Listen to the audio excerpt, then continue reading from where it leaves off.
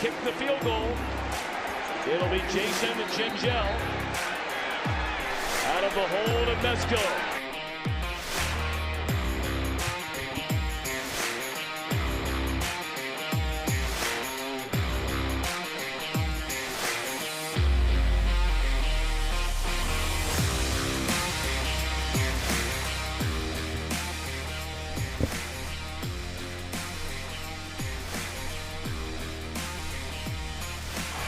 Good snap, good hold, and the kick is blocked. Appalachian State has stunned the college football world. One of the greatest upsets in sports history. Live from Chatterbox Sports Studios, it's Off the Bench with Thom Brennaman.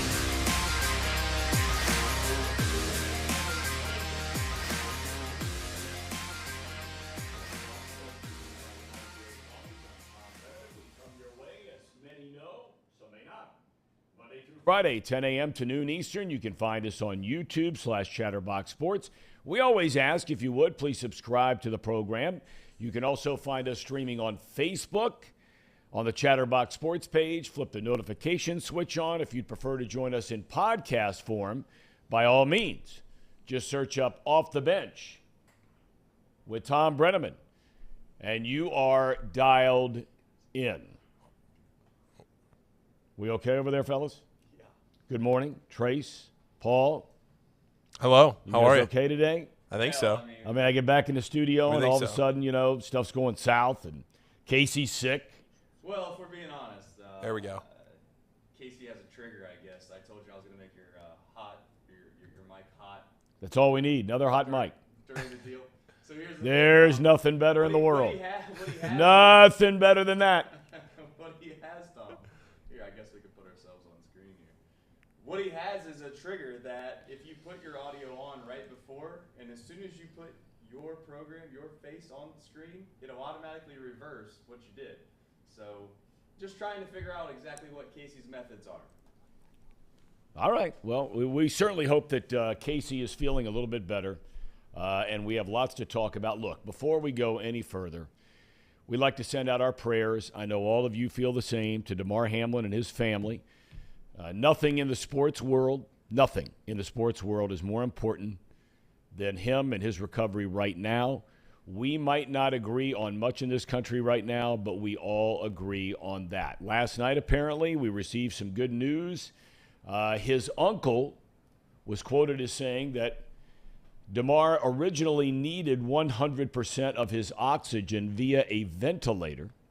That's now down to 50%. There have been further reports this morning that things are getting better. He does still remain hospitalized in critical condition after suffering that cardiac arrest on the field Monday night in the game against the Bengals. And so we continue to think about him and pray for him and his family. Now, look, we can try and talk about more than one topic on the show today. We're going to try to give it a go. It's not being cold or callous. I mean, Trace, you said it best yesterday. We're not going to sit around and speculate about his condition. What did one person see from the first deck or the second deck or the upper deck? All that is speculation. The only people who know anything and everything for sure are his doctors and his family, period. A very heartwarming part of this story is Hamlin's charity. Apparently, he had a goal when he got into the NFL and left the University of Pittsburgh to give toys to needy children. His goal was to reach $2,500. That has now reached almost $6 million. Americans and their generosity continue to be indescribable. And there can be many, many good things that can come about from this tragic incident. Shifting gears now for a second to the NFL. This nonsense release yesterday as to what it's going to do about this game, the league said it won't be resumed this week. Now, is that a joke? And I'm being serious about this. The last time I checked, everybody in the NFL has a game this week. The Bengals play on Sunday against the Baltimore Ravens. That could be, it is, not could be, it is for the AFC North title, but there's this thing about, being a game short right now and how the league's going to determine that. And they've not determined yet what's going to happen. They haven't decided yet about seeding and all of that kind of thing, and you certainly understand it. Yesterday was a day I think everybody just said, we're not getting into any of this stuff. I would expect we start to hear more about this today. The Bills are playing New England in Buffalo at 1 o'clock this Sunday. And again, the Bengals will host the Ravens. A start time has not been announced. If we hear anything during the show, we will certainly let you know. Now, one thing you guys did talk about was the possibility, right, of the league saying, let me back up. We know there are 2 weeks between the end of the championship games in the AFC and the NFC and then the Super Bowl. They've had years where they only had 1 week. So conceivably, Paul, you and Trace and others were talking yesterday about... Yeah, we were sitting here thinking yesterday, what could the NFL do about this? How could they go about it? And I suggested, well, what if they just bang the Pro Bowl week and you move the whole season back 1 week and you just don't have that bye week in between the conference championships and the Super Bowl? Then it would all work itself out. And that would be assuming that the Bengals and the Bills would still be able to actually finish this game and play this game. But I think the way that this game gets resolved, too, you can't call it a tie because the Bengals were winning the game 7-3. You can't call this a tie. Maybe you call this a no contest, which in effect would be the same thing, really, for the record. A no contest or a tie would give the Bengals the North, and it would lock them into the 3 seed, which means none of the Bengals starters would have to play on Sunday. And really, in effect, that would give the Bengals 2 extra weeks, or 2 bye weeks. I mean, I know they played 7 or 8 minutes in this game, but really you're getting 2 bye weeks out of this because of the game on Monday, and then you wouldn't have to play on Sunday. You wouldn't have to play any of your starters. And then, you go into week 1 of the playoffs. If you're the 3rd seed and the Ravens, that would mean the Ravens would come to Cincinnati there in week 1. So in effect, you're basically just doing the same thing that you would have played this week. You're just doing that in the next week in the first round of the postseason. So the team that gets screwed over the most in this is Buffalo, because if you call it a no contest, then the Chiefs get the 1 seed in the postseason, and it's not Buffalo's fault. I mean, just they couldn't play the game, but they would get the 1 seed in the postseason, assuming they win on Saturday. The Chiefs would get the bye and the overall number 1 seed, and the Bills wouldn't have anything to say or well, to I be can able promise to do you about this it. right now. Knowing the circumstances we are in, and I've read this has already been suggested by some in Kansas City, that if that scenario plays out, that the Chiefs organization and knowing the Hunt family, I would bet the ranch they would concede the number 1 seed in the playoffs. You think so? I do, because they lost head-to-head against Buffalo this year. Yeah, that's what I mean. The Chiefs lost to both the Bengals and the Bills, right, who were both in contention for that. Well, number you can't throw the Chiefs in with the Bengals, because the Chiefs have lost 3 and the Bengals have lost 4. So you take the Bengals off the map. They're going to be the 3 no matter what. Yeah. But when it comes to the number 1 seed, and knowing the circumstances we are in right now and the situation with Damar Hamlin, there is no way in good conscience, there's no way that Kansas City could claim the number 1 seed on this thing. And if they did, they should be hammered from coast to coast. But knowing the Hunt family that owns that franchise, and I've been around those guys and met those guys, they are top shelf all the way. First-class family. The AFC Championship trophy is named after their family, Lamar Hunt, who started the Chiefs. I got to believe they would concede the number 1 seed. Buffalo would have it, and you move on from there. All right, some other topics, and we're going to talk a lot more about this moving forward. Panthers owner David Tepper apparently had a conversation with Michigan head coach Jim Harbaugh about the opening in Carolina that will come at the end of this season. Now, the interim, Steve Wilks, has done a marvelous job since taking over for Matt Rule after the Panthers began the season at 1-4, and Wilks is considered a strong candidate for the full-time gig. Those close to Harbaugh say he is very interested in this Carolina vacancy. In college basketball, UC plays tomorrow night. Xavier doesn't play until Saturday. Did you see what happened last night in Austin, Texas? Kansas State beat number 6 Texas 116-103. The team set the record for most points combined in regulation of a Big 12 conference game, 219 points, smashing the previous total of 199. And Kansas State also set a record. Now, there's a lot going on here about what I'm about to say.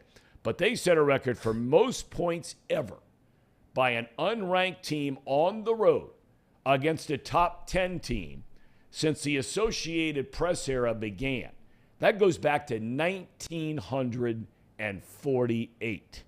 If you love college basketball, the Big 12 is the place to be.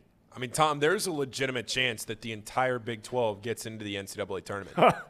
You think? There is a real world. I think things will balance out and maybe they get 7 or 8 of the 10 teams in, but there is a realistic scenario where all 10 teams get in. Oklahoma probably is on the outside looking in. They're at 9-4 right now. They didn't have a great non-conference season, but I mean they're 30th in KenPom. The lowest ranked team, Tom, is 40th. The lowest ranked team in the Big 12 right now is Iowa State, and they are 40th. That is just insane. I don't think all 10 teams will end up getting into March. I mean, Trace, they're going to start beating each other up. But if you look at the strength of schedule in all of college basketball, if you just look at every strength of schedule, the top 10 hardest schedules in the entire country the rest of the way, 1 through 10, are the entire Big 12. You got to be kidding. Yeah.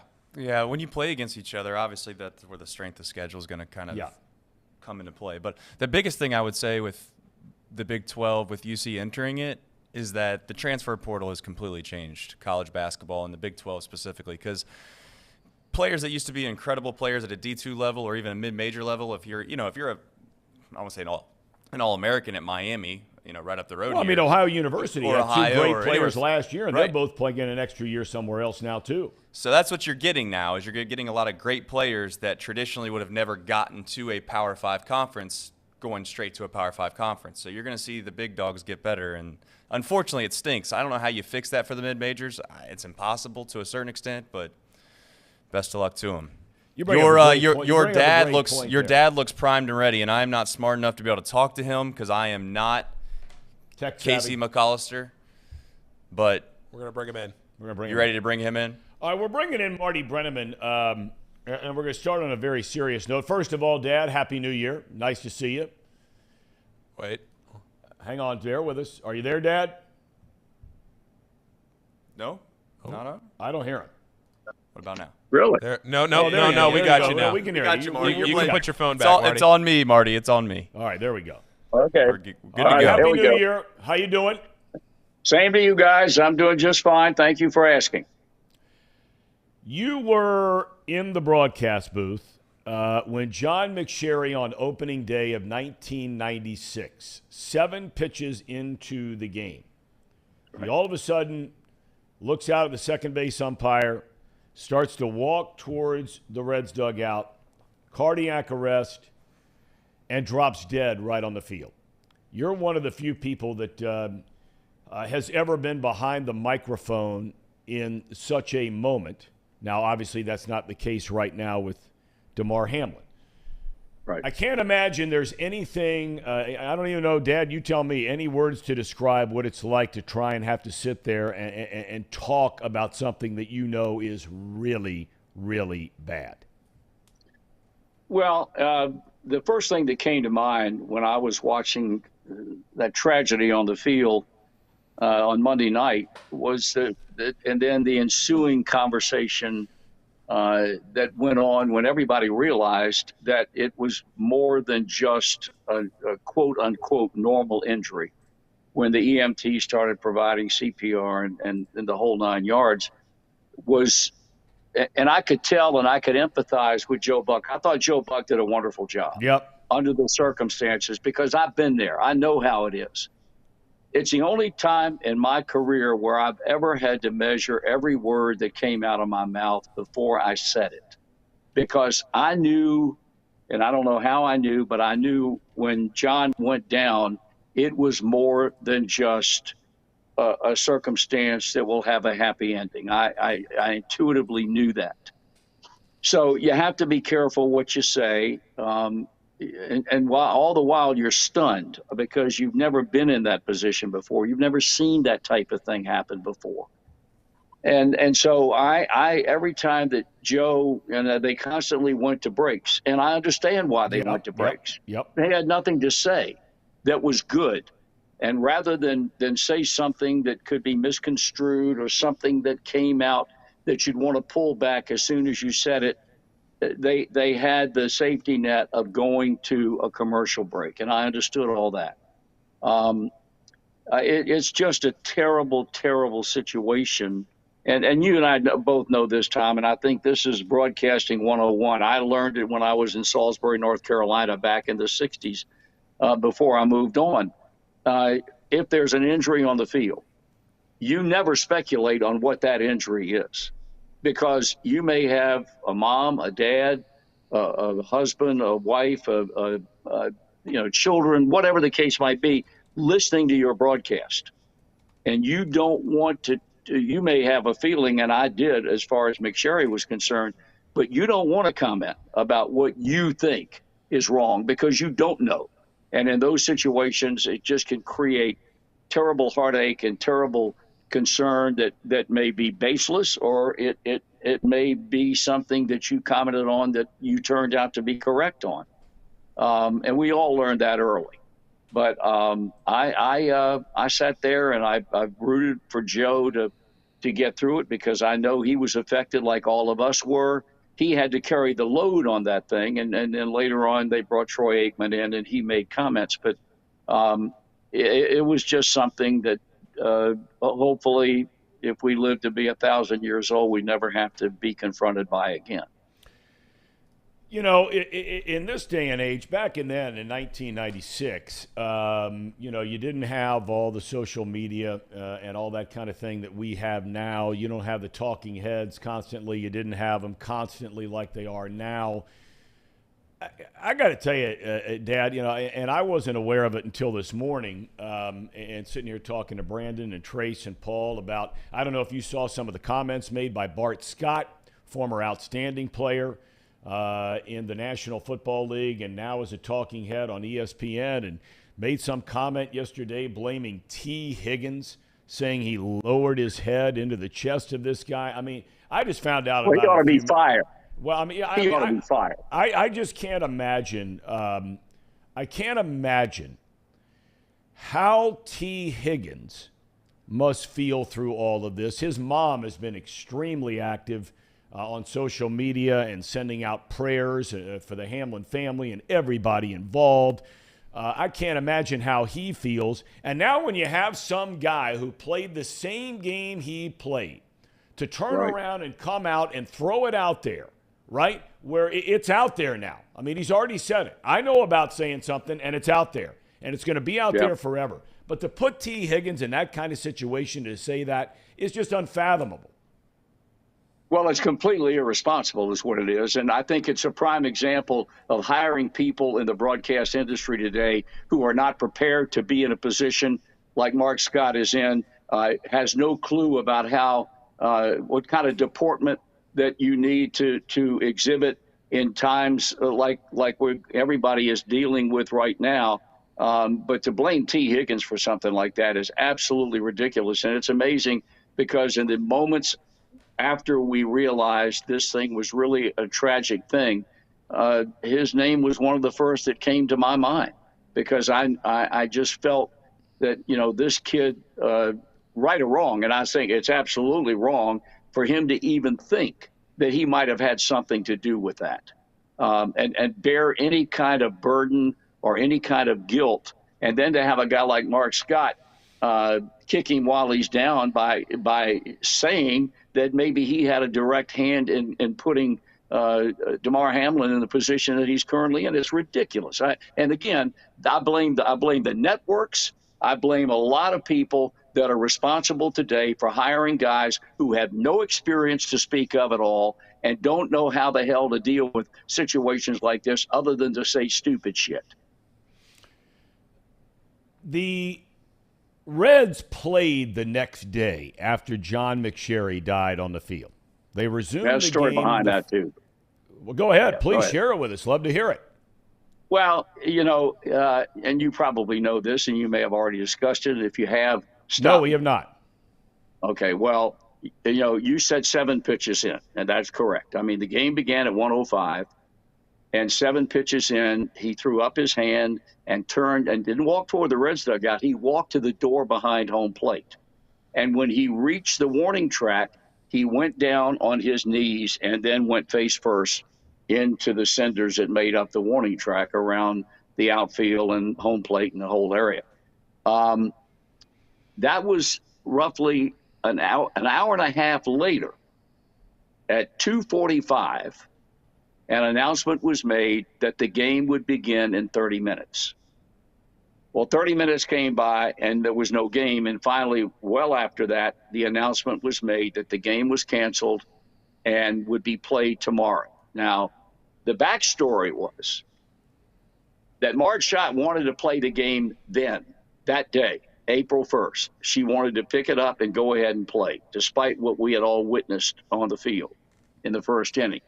Ray Knight was manager of the Reds, and Ray said to her, "We're not playing." And she said, "Well, you've got to play," because he said, "You do whatever you have to do. But we've talked about this amongst us in our clubhouse. We are not playing, and I've got 25 players, and I've got a coaching staff that has my back on this thing. So you do whatever you feel like you have to do, but we're not playing." And that was it. The best that she could do was play the next day, and obviously that's what they did. I think baseball is a little bit different than, and I know where you're going with this, and eventually they would have had to play. I mean, you could have postponed the next day too, but you're not going to postpone a week. And so 162 games as opposed to 17, it's a little bit different. And so I didn't fault them for playing the next day, because they were going to have to play eventually anyway. Unlike this game, because I know what they're talking about now, and I think the easiest solution to this whole thing is to knock off one of the weeks that exists between the league championships and the Super Bowl. All you got to do is knock out 1 week. It ain't brain surgery here. But that's another story. I just, God bless Ray Knight, because Ray Knight was a man that had great vision, had great empathy for people, and he made the decision, because he told her, "We're not playing, and you have to deal with that because you're owner of the club," and that was the end of it. Well, you're spot on. We were talking about just before you came on the air about conceivably what they could do. We're going to have Reuben Brown on the program a little bit later on today. He's joined us before. Former multi-times was an all-pro offensive lineman. He'll be in the Hall of Fame one day. He's already in the College Football Hall of Fame, covers the Buffalo Bills, podcast, et cetera, about what's going on up there. It's hard to believe that the Bills are even going to play this Sunday. I mean, I don't fault the league for a second. They should not at this point be canceling games for nearly a week later. They do have to finish their season. There is a business side to all of this, and it's not being callous or cold, as I said earlier. You have to continue to go on, just like you're praying that Damar Hamlin can go on and his family can go on. But golly day, how hard is that going to be in Buffalo on Sunday? I can't imagine. I saw somebody make a comment that the Bengals should not be required to play on Sunday, nor should Buffalo be required to play. Everybody else should play, but they shouldn't play. I would like to think that, obviously there's been a lot of conversation. I'm sure there's been talk from the league office and the folks in Buffalo, the ownership and the coaches, et cetera. And I would imagine the same thing has been true as far as the Bengals are concerned, although it was not one of theirs. I think the way that they dealt with this whole thing was beyond criticism. I thought it was wonderful that what they did in every respect of the word, and the medical people and the response and the whole 9 yards. These people stood up proud and did a wonderful job. I don't know, and I agree with you. I hope people don't think it's callous to say it, but you just said it, and I agree with you. It is a business at the end of the day, and they can't cancel everything from now on and then go straight to however they end up seeding the teams that are involved in the situation. But I agree with you. It would be very, very difficult for, I would think, the Buffalo Bills to have to go back out and play this weekend after what happened here on Monday night. But I'm sure that they will figure out a way to work this thing out. It may not be to everybody's satisfaction, but I think everybody will understand, given the circumstances, that they had to do something. And hopefully what they do will be accepted, they meaning the NFL, it will be accepted by the majority of people, and with the understanding that, one, they had to make a decision, two, they were limited by the amount of time that they were dealing with, and go on from there. You know, I just thought it was unfair, Dad, in wrapping up with you here, and this stuff is hard to talk about because there's no easy answer on anything. Look, I'm not here to defend the NFL in any form or fashion. I mean, they're not perfect. Nobody's perfect. No organization is perfect. No human being is perfect. We know that. I just think in this day and age, we're so quick to judge people's reactions to things when you're talking about something of this magnitude. Much has been made of, Joe Buck coming on the air and saying, well, we're told that the teams are going to get 5 minutes. And you got people talking about nonsense like that. I mean, the National Football League, I don't even know where Roger Goodell was that night. He's probably back in New York somewhere. But for people to just jump on the bandwagon and criticize and kill Goodell and kill the NFL for not doing this or not doing that, and why didn't they do this and why didn't they do that? You've got a potential of a guy who he's just had cardiac arrest on the field, and you're scrambling around and trying to figure out what are we going to do. And I just think that we've reached a point now where, I mean, you are damned if you do and damned if you don't in every single decision you make anymore. Well, I mean, I'm eliminating this tragedy that happened Monday night to begin with. Let's make sure we understand something here. This guy's making almost $64 million a year. He can be criticized every time he takes a breath. Yes. And so I don't have a great deal of empathy for him. But having said that, I was quick to be critical of him on Monday night for waiting as long as he did to make the decision not to play. But then I find out later on that the decision really wasn't his, because both football teams said we're not going to play. And I thought Zach Taylor was wonderful in the way he dealt with the Bengals side. Sean McDermott, the same. So it wasn't a matter of Roger Goodell making the decision as president of the National Football Commissioner, we're not playing. They made the decision for him, just like Ray Knight's Reds made the decision for Marge Schott in 1996. I understand better now, I think, and I made a mistake because I jumped all over him. I understand now all the things that went in to where it ended up, because people, first and foremost, people were concerned about Damar Hamlin and the unknown of what was going on with him at the moment after he had been taken off the field by ambulance and taken to the UC Medical Center. I understand all that now.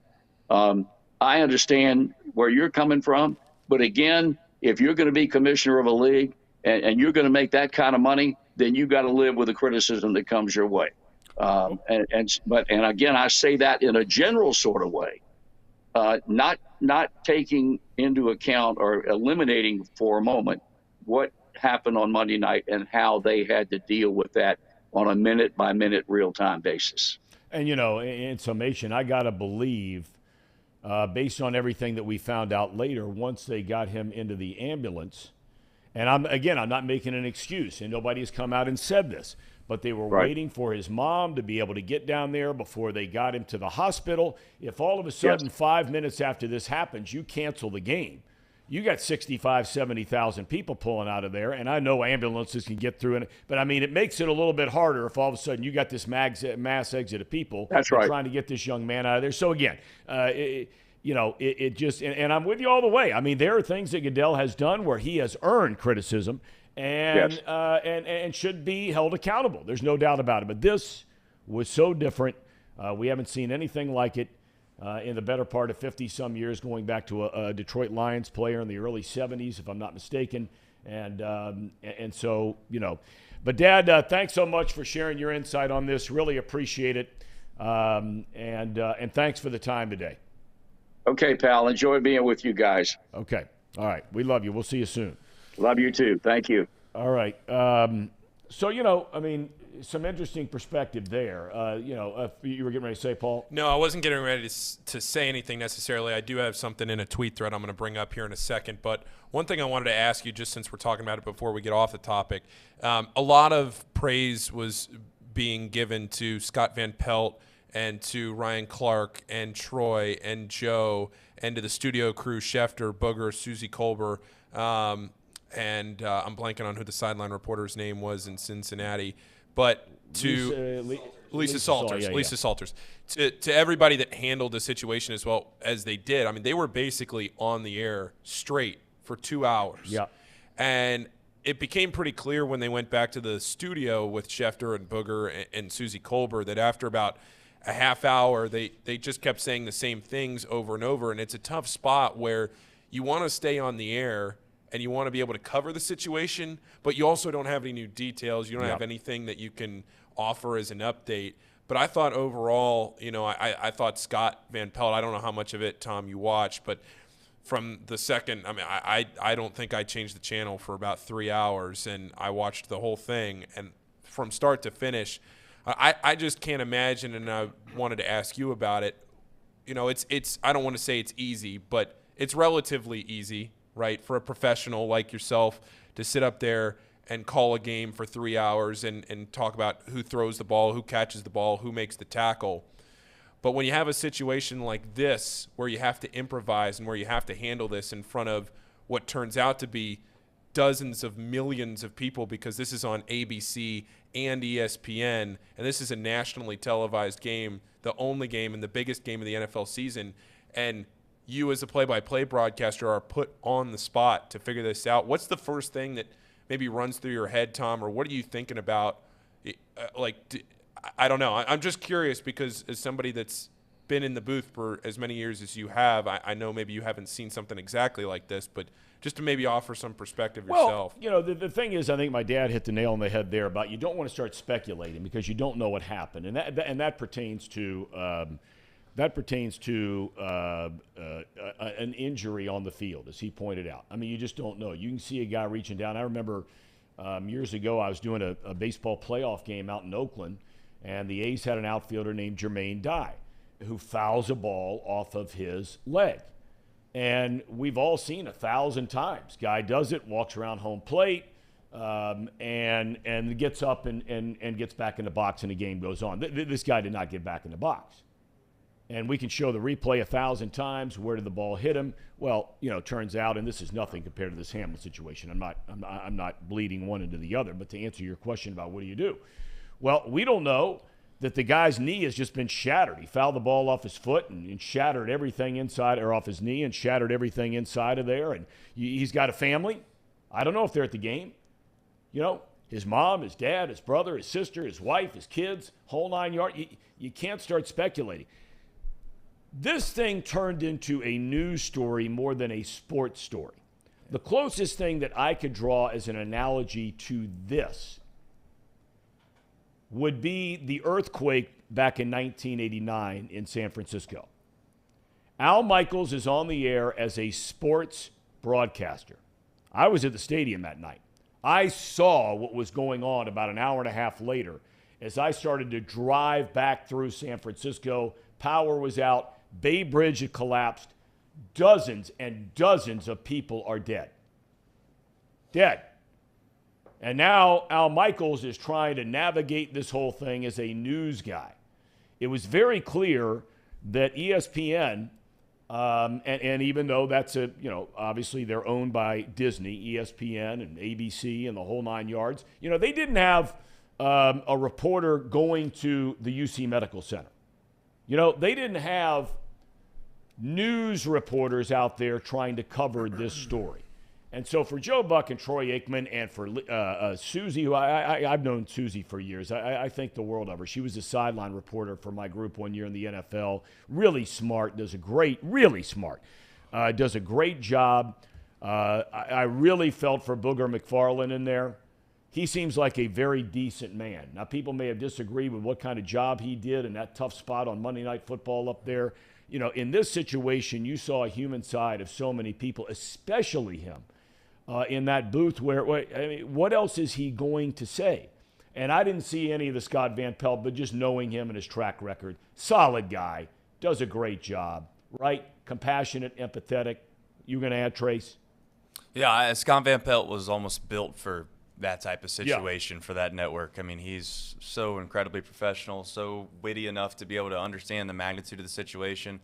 Not to jump around from subject to subject, but I think a lot of the outrage from the Skip Bayless situation maybe wasn't so much of what he said, but having the understanding of the magnitude of the situation and how quickly he tweeted about it. But I have a different take. I think we all kind of have somewhat of the similar opinions in here about the Skip Bayless situation, but someone in the chat brings up something about the Dale Earnhardt situation. I do think you can compare it a little bit to that, but the problem, in my opinion, with comparing it to Dale Earnhardt was Dale Earnhardt, the race was over, right? I mean, the broadcast, for all intents and purposes, was almost over. This happened right at the beginning of the game. You know, there wasn't really a situation where you could even talk about anything other than the situation at hand. And then, like you said, when it turns into a news story, these sports stations, they have no way to win, right? No matter what they do, in my opinion, someone's going to criticize them. If they bring a doctor on to want to talk about, news type stuff and get down into the nitty gritty of what things that could possibly be, then you're speculating and then you're in trouble for that. If you don't, and you just sit there and you talk around table and you just talk about how empathetic you are and how incredibly sad it is, then you're talking about the same thing over and over and over again. So it is what it is. There's no way to win here. The NFL is in an incredibly difficult spot. I don't think anyone will ever be happy with any of the results that anybody did in a circumstance like that. This is the Twitter thread I was going to bring up. I'll read it to you real quick. This is from Albert Breer. He wrote an article in Sports Illustrated a little bit ago about it, but I'm going to read you the thread here to just kind of sum things up real quick. He said that Bengals coaches had their guys warming up and had been told a few different times 5 minutes. That's normal protocol when there's a longer stoppage in the game. But then as coaches saw the looks on the faces of the Bills players and Bills coach Sean McDermott, Bengals coach Zach Taylor said to one of his assistants something along the lines of, "This doesn't feel right." And that's when Taylor took his headset off and went over to McDermott.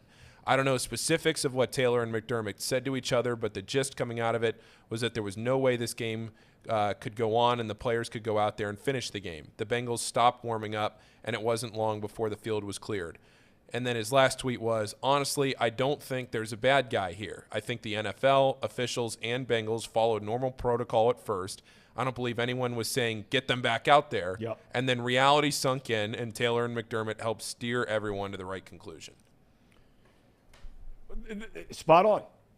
Spot on. Then you get – now, my son is very active on social media. We were out of town, and we were sitting at the airport, and he's telling me about this Skip Bayless thing. Now, let me just say ahead of time, okay, there are people out there that like Skip Bayless. There are a lot of people out there that despise Skip Bayless. I've known Skip Bayless going back 30-plus years and used to talk to him probably once every 2 weeks during the baseball season when he was a writer out in San Francisco and was a columnist out there. And we would talk all the time about, sort of the rivalry that was going on back in those days with the San Francisco Giants and the Arizona Diamondbacks. And I'm not here to defend him in any form or fashion. I've not spoken to him now in a solid decade, if not longer. I really thought there was tremendous overreaction to his tweet yesterday. And again, I am not here to defend this guy. If you really sat down and read it, and this is what I was trying to explain to our son, because he's outraged by it. He's saying, this guy says he ought to be canceled, and this guy says he ought to be canceled, and that guy, millions of people out there, whatever it was, hundreds of thousands. If you really read what he wrote, He was saying, I think if you just reverse the order of it, right, from what was at the end, put it at the beginning, he basically said that all of this seeding and the makeup of this game is, at the end, irrelevant. Is that the right word he used? Yeah, I believe so. I can go check. So, it's people, and we all have emotions. We all react to things. Some of us handle it better than others. I'm not one of those people who reacts well most of the time to stuff like this. But I'm not active on social media, and so I wasn't going to chime in or respond or anything else. You heard my dad, he did. And there are people out there. And not sitting here judging any of them, because Lord knows we can all be judged for something or another. But I just didn't think it warranted all of the hate that was sent this guy's way. Now, the Bart Scott thing is a little bit different story. As we've started to talk about it, I don't know how anybody in good conscience, seriously, can sit there and blame T. Higgins for this thing. I mean, can you imagine being someone who's driving down the road, you're obeying all the traffic laws, and all of a sudden somebody just comes running across the road out of nowhere, you accidentally hit this person, and now they are on the brink of critical condition in the hospital, and somebody coming out and saying it is that person's fault. What do you think they're living with already? What do you think it's like to be in between the ears of T. Higgins right now?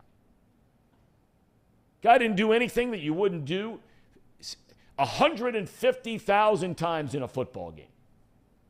And you got somebody out there who actually played the game. If it was some idiot like me who's never stepped on a football field and you made that comment, you're an idiot, right? And I can't relate. I've never been out there. But for a guy who's been out there and has gone out, has done everything he can, and I've called a bunch of games that Bart Scott played in. He was a hell of a player. You know how many times this guy smashed into people violently, willingly? And to all of a sudden come out and say that? How does that happen? I think you have a combination of a multitude of things, right? I think when you get to these big networks, there's this thought that the Stephen A. Smiths and the Skip Baylesses of the world are the most popular inside the room, right? They are the ones that make the most money. They're the ones that draw the most eyeballs. And largely, Stephen A. and Skip have built that audience based off of being controversial. And I think that there's this fine line in the sand between being controversial and also overstepping your bounds, right? And that's where I think Skip Bayless really has gotten himself into a position where that's why it was so visceral at the beginning of that, and that's why it got so big, is because of the takes that he's had prior to that one and the line of work that he lives in, right? He's of a show that sits there and tries to make anything they possibly can a big deal, right? There's not a whole lot of what I would call journalism there. Not that there's a time and place for the things that they do. But when you start to get into subject matter that becomes relatively serious, and it's not just sports, it's not just LeBron versus MJ, you find yourself in a position where you're going to get people that aren't going to handle that well. Yep. And that's essentially what happened. Now, Bart Scott's a whole nother story, because the other concern I have, too, to a small extent, is when these guys walk into a building, right? Bart Scott, and I'm not trying to be empathetic towards athletes, but a lot of these guys, they've never really grown up to be put in the spots that they're in, right? So Bart Scott has played in the NFL his whole life. He was an athlete, and it doesn't mean you can't be anything else other than an athlete. But what I am saying is that when you walk into a building and the most popular guy within the building that you're at is very hot takey, is very, let's try to get people's emotions drawn, sometimes I think that can lead to the idea of people also trying to emulate that. And I'm not saying that's exactly what happened here, and I'm not saying Stephen A. or Skip are to blame. That's not what I'm getting at. But when the culture is to try to get people to react all the time, and that is what social media and that is what digital media, quite frankly, has become. If you look at social and you look at YouTube, it's all clickbaity, right? And we sat here in this office 2 months ago and said, what do we do here? Because in order to get viewership, a lot of times you got to be, for lack of a better term, an idiot at times. And then on the opposite side, you just want to be authentic and real and hope that it will continue to grow. But digital media has made it to where thumbnails are clickbaity, headlines are clickbaity, right? You try to read a news article, and you read the news article, and it's like, wait a minute, the headline that I clicked on is completely different than the article that I read. No question. So at the end of the day, I'm not trying to make this a huge, incredibly social, big picture issue with the Bart Scott situation, but that's the culture that we're starting to try to push ourselves down, where who's first? Does it really matter if you're right or wrong, because you're just trying to become popular? And at the end of the day, journalism is sinking towards the bottom. And you're putting Bart Scott in a position where he probably should be more of a journalist than a person that's talking about sports and have a hot take when you're talking about the T. Higgins in this situation. I mean, it's absurd. But correct me if I'm wrong. This was the thinks T. same Higgins guy, is a if I'm not mistaken, that a year ago, when the Bengals, the final regular season game of the year, when they ran up 500 yards of offense against Baltimore and that kind of thing, this is the same guy who basically said, put a red dot on Joe Burrow's helmet and to put out a bounty on the Bengals for what they did to the Ravens. Now, that's where really all of this whole kind of thing, if I'm remembering this right, and I'm pretty sure I am, this is what happened a year ago on this thing, and it's just disgusting. Look, I've been in the same situation that Bart Scott has been in, and I hope and pray the guy has woken up and he's saying, hey, you know what, this was bad. And maybe he's already done that this morning. I don't know. Yeah. I have to believe he's probably done that already. I don't know about this morning, but you are right about the red dot comment from last year. And again, I get so lost in those things. It's so stupid to me when you talk about professional athletes, if you're going back to that comment, running up a score or throwing for – who cares? Yep. And you want to go out and say that he's got a red dot. Like, what are we doing, man? Right. Come on. No one in their right mind thinks the T. Higgins play was anything malicious. I mean, come on. Nobody. That is so absurd that I don't even really want to talk about it on the show, because it's almost like it's almost doing exactly what they want to do. If it's intended, but what Bart Scott wanted to do on purpose, quite frankly, it's worked. Because everyone's talking about Bart Scott, and then we're also talking about how ridiculous it is that T. Higgins, like, if you watch the play, you know for a fact that play has been ran in football, as you said, Tom, 150,000 plus times. T. Higgins did nothing wrong.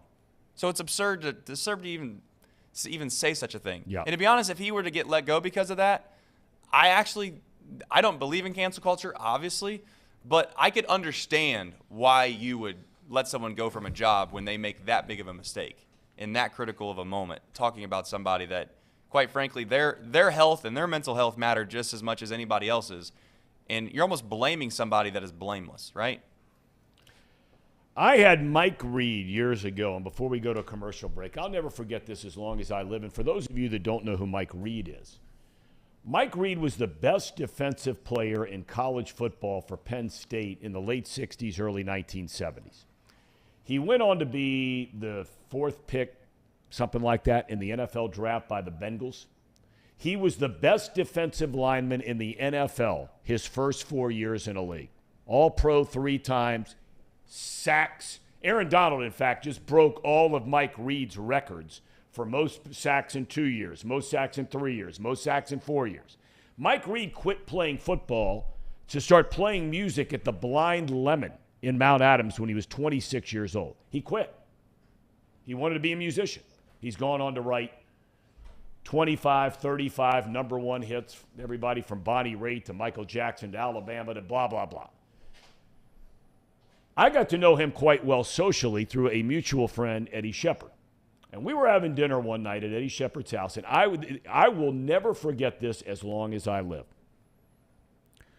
We're having a conversation about me covering the NFL.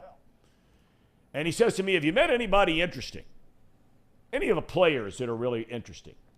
And I said, yeah. I said, as a matter of fact, this guy, London Fletcher, he's a small, college, John Carroll, came into the NFL, was a good player for the Rams, goes to the Redskins at the time, becomes an all-pro player, really smart guy, very thoughtful guy, blah, blah, blah, blah, blah. He said, is that right? I said, yeah. He said, we'll never forget one thing. He said, and this would have pertained to Bart Scott. It would pertain to any defensive player Mike Reed claims that has ever played football. The second that ball is kicked off, It is all about hitting people as hard as you can, as many times as you can. And he had much more colorful language than I am using right now. And I only bring this up because Bart Scott has done that 1,000 times, and thank the Lord above, tens of thousands of times. Thank the Lord above, nobody suffered this kind of, this isn't even an injury. This is far more than an injury. But then to come out and to, you know what? Bart Scott, I don't know you. I met him a couple times when I did games. But, you know, I just hope that you're waking up today and saying, okay, you're allowed to say, I'm sorry, I made a mistake. I know what that's like. And I hope that happens for him. And I certainly hope and pray not only for Damar Hamlin, but also for T. Higgins. Because, you know, Brandon Sejo does a mental health show here. Things that happen in your life, it can be over a long period of time. It can be over a single moment in time. Just like that, your life can change on a dime. And I just hope and pray that the other side of this, when somebody's calling you out for being a reason that this guy is in a hospital in critical condition fighting for his life, for to have someone say that about you in this situation is just brutal. All right, we're going to have Reuben Brown coming up in about 10 minutes from now, former longtime All-Pro offensive lineman with the Buffalo Bills. He's the Anthony Munoz of the Buffalo Bills. He's going to be in the Hall of Fame.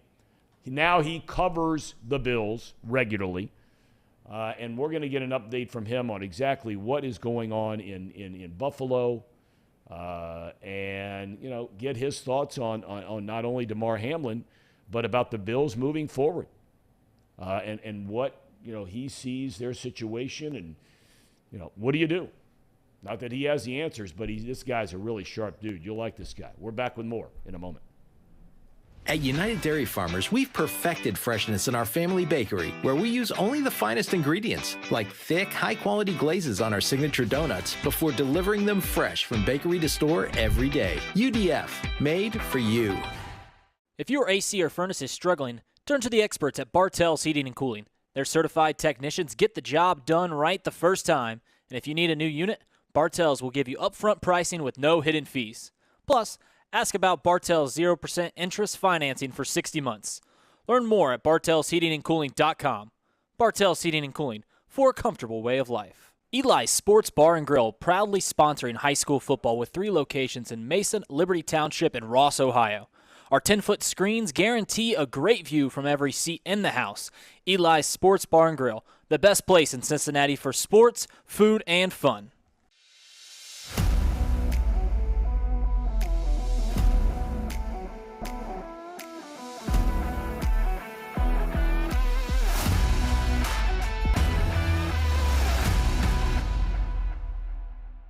Where can you turn when you're in pain?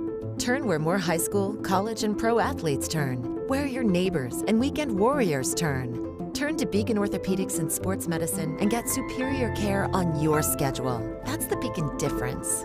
Check out our fresh arrivals at Jake Swinney Used Cars. Over 250 used vehicles weekly. All makes, all models. From economy to luxury, Jake Swinney, the original used car superstore.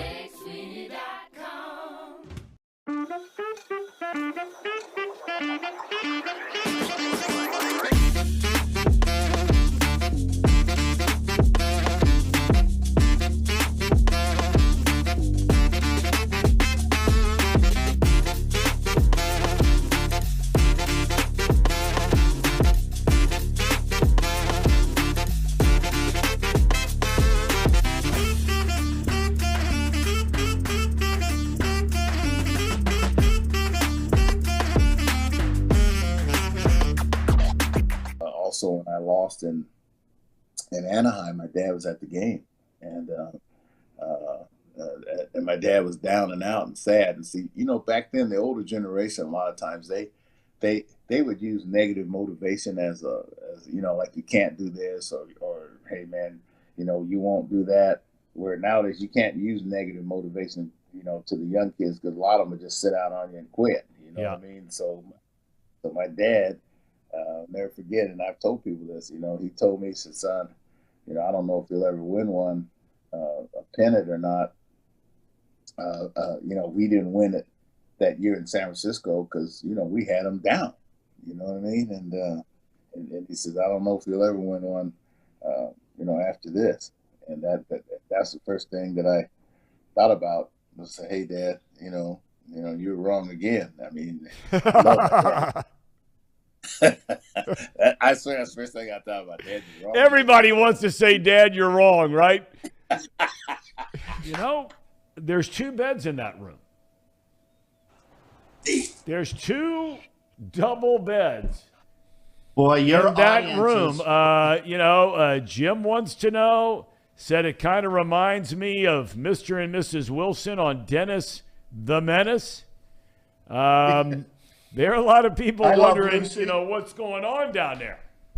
Because you've been very hard on Danae on this program. I mean, you have worn her out when it comes to her choice of accommodations on places where you guys have been staying, whether it was down in Mexico. Right. I think you referred to.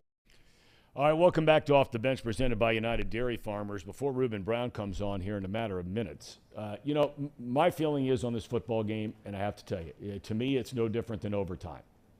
Each team had a chance to play one offensive series. One team scored a touchdown, the other team kicked a field goal. In my opinion, you would be justified, and I don't say this because we live in Cincinnati. I think you could be justified in saying the Bengals won the game. I would have a hard time saying that the Bengals won only because I feel like this would be like saying, in baseball you have to play at least 4.5 innings. I feel like this would be the second That's inning. Fair. Maybe. That's fair. I think the Bengals winning outright would be a tough decision in my mind. Trace, I don't know if you have any thought on that. No, I'm with you a little bit, Paul, but I also know that we're getting to a position now where the NFL, they're going to get crushed no matter what they do, in my opinion. They have to make a decision. They have to let everyone know this is the plan moving forward.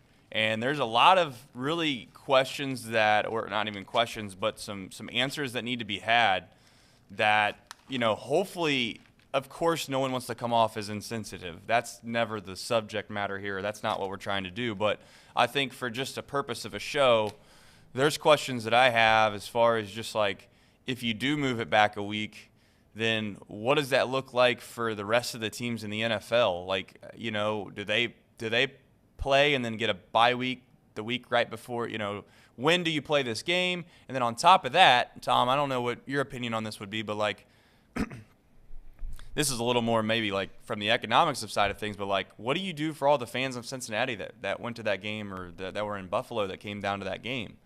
I genuinely don't know what the answer is, but I have a hard time swallowing the fact that someone were paying $1,000 a ticket, and they go down there and they're just out that money. I don't know. Well, there's no doubt, and Emperor Starscream brings it up in the chat. The bottom line is, you're spot on, Trace. The NFL is going to get slaughtered no matter what they do. And they are in nearly as difficult a position as you can possibly be in, and we pray that it's not the worst possible situation that you can be in.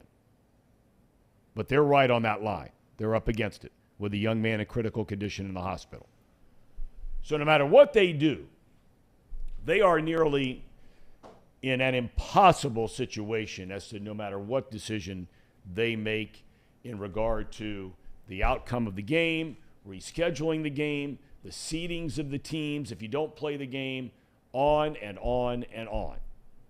Then you go into the whole layer of, the thing we talked about earlier with Kansas City. There's no way in good conscience. That's another decision that the people in Kansas City are going to have to make. And to be honest, even if the Hunt family, the owners of the Chiefs, came out and said, you know what, Buffalo deserves to be the number 1 seed, same number of losses, one less game, they beat us, the league would have to agree to that. And whether the league would agree to that or not, I have no idea, and I don't know if the Hunt family's going to do it. We talked about this earlier. But, boy. Well, and Brian in the chat brings up a good point, too, because you can talk about, well, does Buffalo feel obligated to forfeit this game because they were losing? But then if they don't play on Sunday, if everybody else plays and they have to forfeit on Sunday, then the Steelers are eliminated from the playoffs. I mean, this is a mess that the NFL has on their hands right now, and I'm fully with you, Trace, where this is a lose-lose situation. And eventually somebody is just going to have to make a decision, and every party involved is just going to have to live with it, and that's how it goes. Yeah, the only thing I'll add to that is from a team's perspective, of all of the teams that that are obviously affected by this, which the four that come to mind that are the biggest, you have the Chiefs, obviously, that probably are the one team that are the least affected, but they are somewhat affected. Then the two biggest effects are the Bills and obviously the Bengals, and then you have the Ravens in a situation where they're kind of they're in a situation where they're not sure what exactly the league's going to do. But at the end of the day, no one's going to be pleased. I don't want to say no one, but you can't please everyone in a situation like this. And there's a reason it's unprecedented territory. And there's a reason that when you get into these spots in life, not just in situations like this specific one, but in other situations where you genuinely can, I think it's okay, Tom, and you can tell me if I'm wrong. Is it okay for someone from an executive level of the NFL to come out and just have a statement that says, listen, we right now are trying to process this the same way that you guys are. We're humans too. This is a terrible situation. We're working through it. We're going to do our best, but we understand that not everyone's going to be pleased. We just want a little bit. I know it's hard to ask for sympathy and empathy when you're in the NFL and you're the shield. Yep. But in genuine, that's the only thing I can think of that they could do to try to give a little bit of grace to the decision that they're going to make. Well, I think we all agree that they are holding out as long as they possibly can to wait and see how this young man is recovering. Because that is the number one thought by miles and miles and miles ahead of everything, is this young man and his very survival. Reuben Brown, all-pro year after year after year, offensive lineman with the Buffalo Bills, will be in the Pro Football Hall of Fame. Reuben, it's so nice to see you. I'm sorry we're seeing you under these circumstances. You were with us early in the year and so gracious with your time, and thank you for your time today. Reuben, your thoughts personally and what's going on right now in Buffalo? Well, everyone's in a wait-and-see mode. All the well wishes and the good vibes are going out to Demar and his family, and everyone's just leaning on the side of optimism for the best recovery or whatever comes of this. So I heard you saying earlier, the real thing that's going on is just, nothing else really matters until we get an understanding of what the health situation for Demar is. Buffalo fans are as unique as any fan base in any sport. Just an amazing following. You've forgotten more about it than I'll ever know. I mean, I've done a number of games up there, but you're around it every single day. I want to walk through with you, Reuben, first of all, as a player. And I'm not going to ask you if you've been through a situation like this, because the answer, I'm assuming, would be no at any level of football. Maybe I shouldn't assume that. But when you're a player, do players know in the back of their mind they are a split second away, not necessarily from something like this, but you're a split second away, and maybe you never think about it, of your life changing on a dime? When something like this comes up, it definitely comes into your thought. It does come to your forefront when you see a teammate of yours go down in any fashion. Even though the things that I've seen aren't as severe as someone having to be revived in order to continue to live, but I have seen guys lose their careers and also see guys have injuries that forever limit them.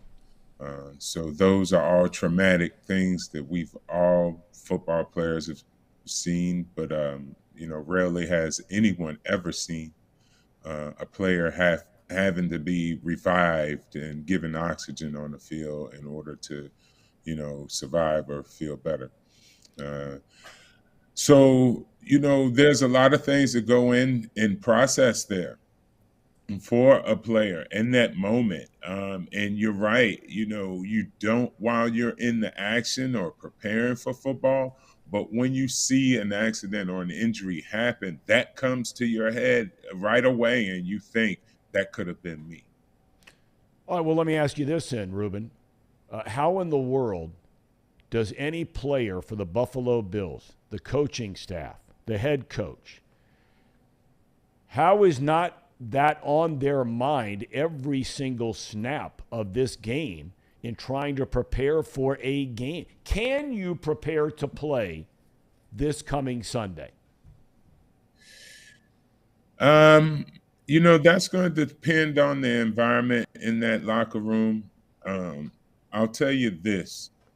Most football players, this being as strange as it may be, or and traumatic for everyone to see, I hearken back to the days when I was at camp and I got the word that Corey Stringer had passed, and that rocked me like this particularly is rocking me. But I actually finished the day of work that day after hearing that Corey died of, heat exhaustion, whatever they explained his death as. And I literally was out on the football field in the heat, and they broke the news in between one of our breaks, and we went back to practice. So in some ways, football is conditioned to do this, and then in other ways, football is the therapy for a lot of guys and for a lot of people. And in some ways, it could be therapy for Damar's family or something like that. So that's a ways off. But I would say to the public, players have seen a lot of gruesome accidents and, different things. Nothing like this, but they have all, continued to, play the game or move forward in remembrance of their brothers. And, a lot of times it lends inspiration. I think, one of the most famous lines in sports football is what's the Newt Rockney, Remember the Rock type thing, or Gail, what was that one? What's the Chicago Bears running back? Yeah, Gale Sayers, yeah. Yeah, no, the guy that passed away. Rocky Bly. Not Rocky Bly. Yeah, the story. Anyway, there's different things that can be used. Not used, but inspire people to greater things and awareness in the situation. But we all know eventually there will be football games played. When is the issue? And I think that's time sensitive, and I think everyone's playing it by ear. I was around when 9/11 happened, and everyone had to make decisions about whether to play around that situation. So we'll see. And, everyone will make a good decision. And I heard you say before, not everyone's going to be happy about what transpires from this, because this is traumatic. And when trauma happens, how can you put the, close Pandora's box without some type of mess around it? So this young man, Reuben, is really an amazing story. The year he's having for this Bills team, 6th round pick, comes out of Pitt, heavily recruited, grew up in Pittsburgh, heavily recruited, and narrowed it down to Ohio State, Penn State, Pittsburgh. Ends up going to Pitt, 6th round pick, back up when the season begins. Guy gets injured, he steps in, and now all of a sudden has made the most of this opportunity. It's a great story the way this young man has played. Amazing story, and all of the Pitt alumni, which I'm a part of. I know that. Very proud of him. We're very proud of him. And I can remember landed him as a recruit to stay in Pennsylvania and go to Pitt. We were very, very worried. We lose a lot of guys a lot of times, even from the Pittsburgh area out to other places, like Ohio State, because they got an influence around there, or God forbid, any other schools. But we were very proud and happy and excited that he came. He participated with our team and became, one of our top guys. He earned honors while playing for the Panthers and won over everyone that came in contact with him. I even heard Mike Tomlin speak about him and his interaction with him. So this is a well-beloved person. We're not saying just football player, well-beloved person and well-respected. And we all are just thinking of him and thinking of all the positive things that could come his way from here on out. And,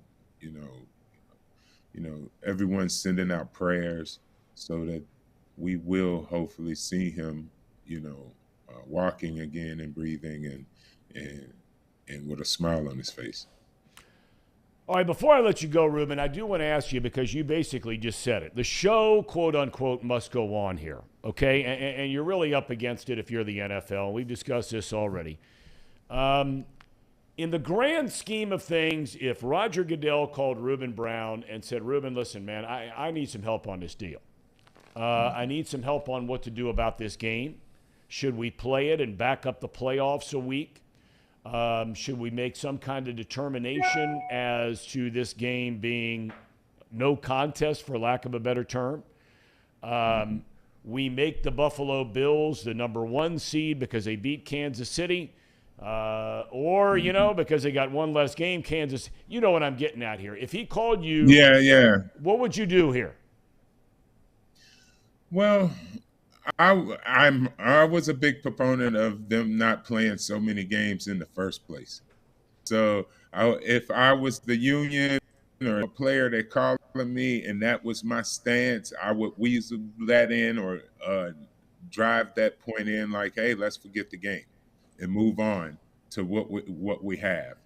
But if that's a mathematical problem that they can't solve, we do. I've heard several people say there's an extra week built into the schedule that they can use. They're not playing the Pro Bowl anymore. Just add the playoff in that scenario, or add this particular game, move everything back so this game could be played. There's a lot of options. No one's going to be happy.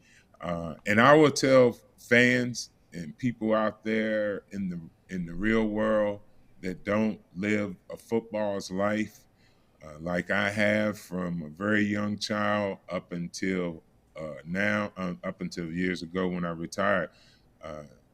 The game of football is not that forgiving to us. We go to that knowing it. There's been several games that were played after I was injured or I couldn't play, and I felt like they should stop everything because I'm not playing. But that's a whole different thing when someone's life just kind of flashed before everyone's eyes. But I will say, there's been a lot of tragic things happen, and guys went on and played football after that. And not only that, they've also used it as a therapeutic of getting over the trauma and inspiring and building and even learning more about what caused the trauma and stuff like that, so that things will improve, because the NFL is all about improving the safety of players. And that being said, this is the one thing I want to say to everyone. Hats off to the NFL and whoever's in charge of emergency procedures. You can tell that these guys took that serious. These aren't doctors and people that are standing on the sideline because they paid some money and they get a really close, up and close personal view. These are guys that are tasked with a job that may never happen. You know, how many times have we seen that happen? Never. But when it did happen, they were ready to go. They jumped in play. It's a matter of life and death. And we saw that right there in front of us. And that right there should have, you know, some type of impact on us to say, hey, is a level of care and concern about what's out there and who is out there on the field. Because if they did not care about that, those procedures and protocols would not be anything, and you know, we would have possibly seen something tragic happen out there. But time and time again, when players have needed emergency care, it's been there for them on the fields. I can look back to, there's been several neck injuries and problems like that where guys had neck injuries and were carted off the field. And with that quick response that all of these doctors, EMS specialists have, they were able to, you know, give the athletes the best opportunity for recovery, or, you know, getting themselves back to their once athletic selves. So take our hats off to them and give them some praise and stuff like that while we're going through all of these things, you know, and compartmentalizing different things. This one, we definitely should look to those guys and thank them for their hard work, and because, you know, they saved the life right in front of us. No, there's no doubt. I mean, I've said it before, and not because I lived here, because I've lived in a lot of different places. You know, and it's not to say that you wouldn't get the same thing somewhere else, but if something like this had to happen, I can speak from living here that this is one of the great healthcare cities in all of North America. I mean, the hospitals and the doctors are just incredible in this town, and our thoughts and prayers are with all of you, Reuben, who are associated with the Buffalo Bills, not only those of you that played for the team, but those that currently play, those that are fans of the team, the whole organization. Right here in Cincinnati, man, we're hand in hand together with you guys, as many are across the country and around the world. I can't thank you enough for coming on today and taking the time on short notice. You're the best, man. You're the best. And I hope we can chat again in a playoff game, Reuben. Playoff game. We're going to get together. Hey, we are family. You know that. Amen, buddy. Amen. Reuben, have a great day, man. Happy New Year to you. You too. Happy New Year. Thank you. That guy's the best, man.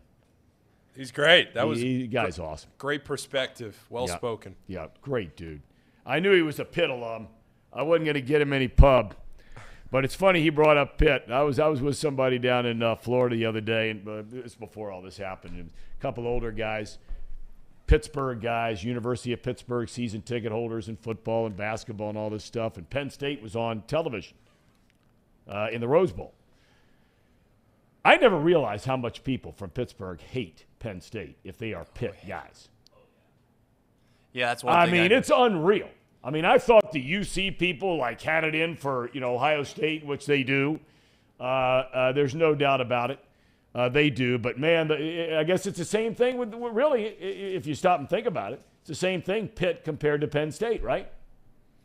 Yeah, I was actually down at the tailgate at Moorline, and we put the Rose Bowl up on the big screen for the last, you know, half quarter, and standing next to a Pitt grad, and you'd have thought they went to Utah. I mean, it was that much level of hate. But the thing that I wanted to bring up really quickly that Reuben brought up is, you know, a lot of the people that work in hospitals, a lot of the people that do this routinely, you know, Damar Hamlin's obviously a guy that has become, you know, a national figure everybody knows, but it's not needed to be said, but I'll say it anyways. You know, the doctors, the nurses, the people that go in the middle of the night, get called in to go try to save people's lives, are truly heroes, right? That term is that term's used vaguely a lot within sports, but I think what Reuben brought up, the fact that there was people on site ready to go immediately, they literally saved this man's life twice. Hopefully it comes out to be a miraculous recovery and Damar's okay, and that's, I think, what obviously everybody's praying and hoping. But I don't want, like Reuben said, I don't want us to forget about what efforts it took to even get us in the position we're in, and that happens every day throughout our entire country. Firefighters the same Yep. way, police officers the same way. Yep. You know, we always give, obviously, our men and women of the armed forces as much credit as we possibly can on the show. But that's the one thing I took away from that whole entire interview at the very end, was just him saying, you know, these unsung heroes, if you will, that just stand on the sidelines and they're never needed, hardly ever. They were ready to go. And hopefully it turns out that they made a huge impact and saved his life. Spot on. Spot on. And you know, I hope one day, once Damar Hamlin makes a recovery, and I truly believe he's going to. I do. I think signs are moving in the right direction. But once all this is said and done, and we get great news that this young man is going to be okay and is going to live a long, healthy, happy life, that we know who those people that were actually on the field are. Because in front of 70,000 people, they see something happen on the field they've never seen, they being these emergency medical people. And I mean, they are on it right now. And they saved a man's life on the field, twice administering CPR. A 24-year-old man lying on a football field in front of 70,000 people and millions and millions and millions watching on television when it happened. So, you know, I hope in some form or fashion, and I know they're the kind of people, because I've talked to a million of them just like you have. That's not why they're in the game, meaning in the game of being EMS, firefighters, policemen, military. They're not in it for medals and awards and recognition. That's not why they're there. But Lord knows they earn it each and every single day. Let's take a break. We'll come back, talk a little bit more about that interview with Reuben Brown, get some of your thoughts here on the chat. We have so many here that are with us here today, and we appreciate you being with us. And we're back with more in a moment. At United Dairy Farmers, we've perfected freshness in our family bakery, where we use only the finest ingredients, like thick, high-quality glazes on our signature donuts, before delivering them fresh from bakery to store every day. UDF, made for you. If your AC or furnace is struggling, turn to the experts at Bartell's Heating and Cooling. Their certified technicians get the job done right the first time, and if you need a new unit, Bartell's will give you upfront pricing with no hidden fees. Plus, ask about Bartell's 0% interest financing for 60 months. Learn more at bartellsheatingandcooling.com. Bartell's Heating and Cooling, for a comfortable way of life. Eli's Sports Bar and Grill, proudly sponsoring high school football with 3 locations in Mason, Liberty Township, and Ross, Ohio. Our 10-foot screens guarantee a great view from every seat in the house. Eli's Sports Bar and Grill, the best place in Cincinnati for sports, food, and fun.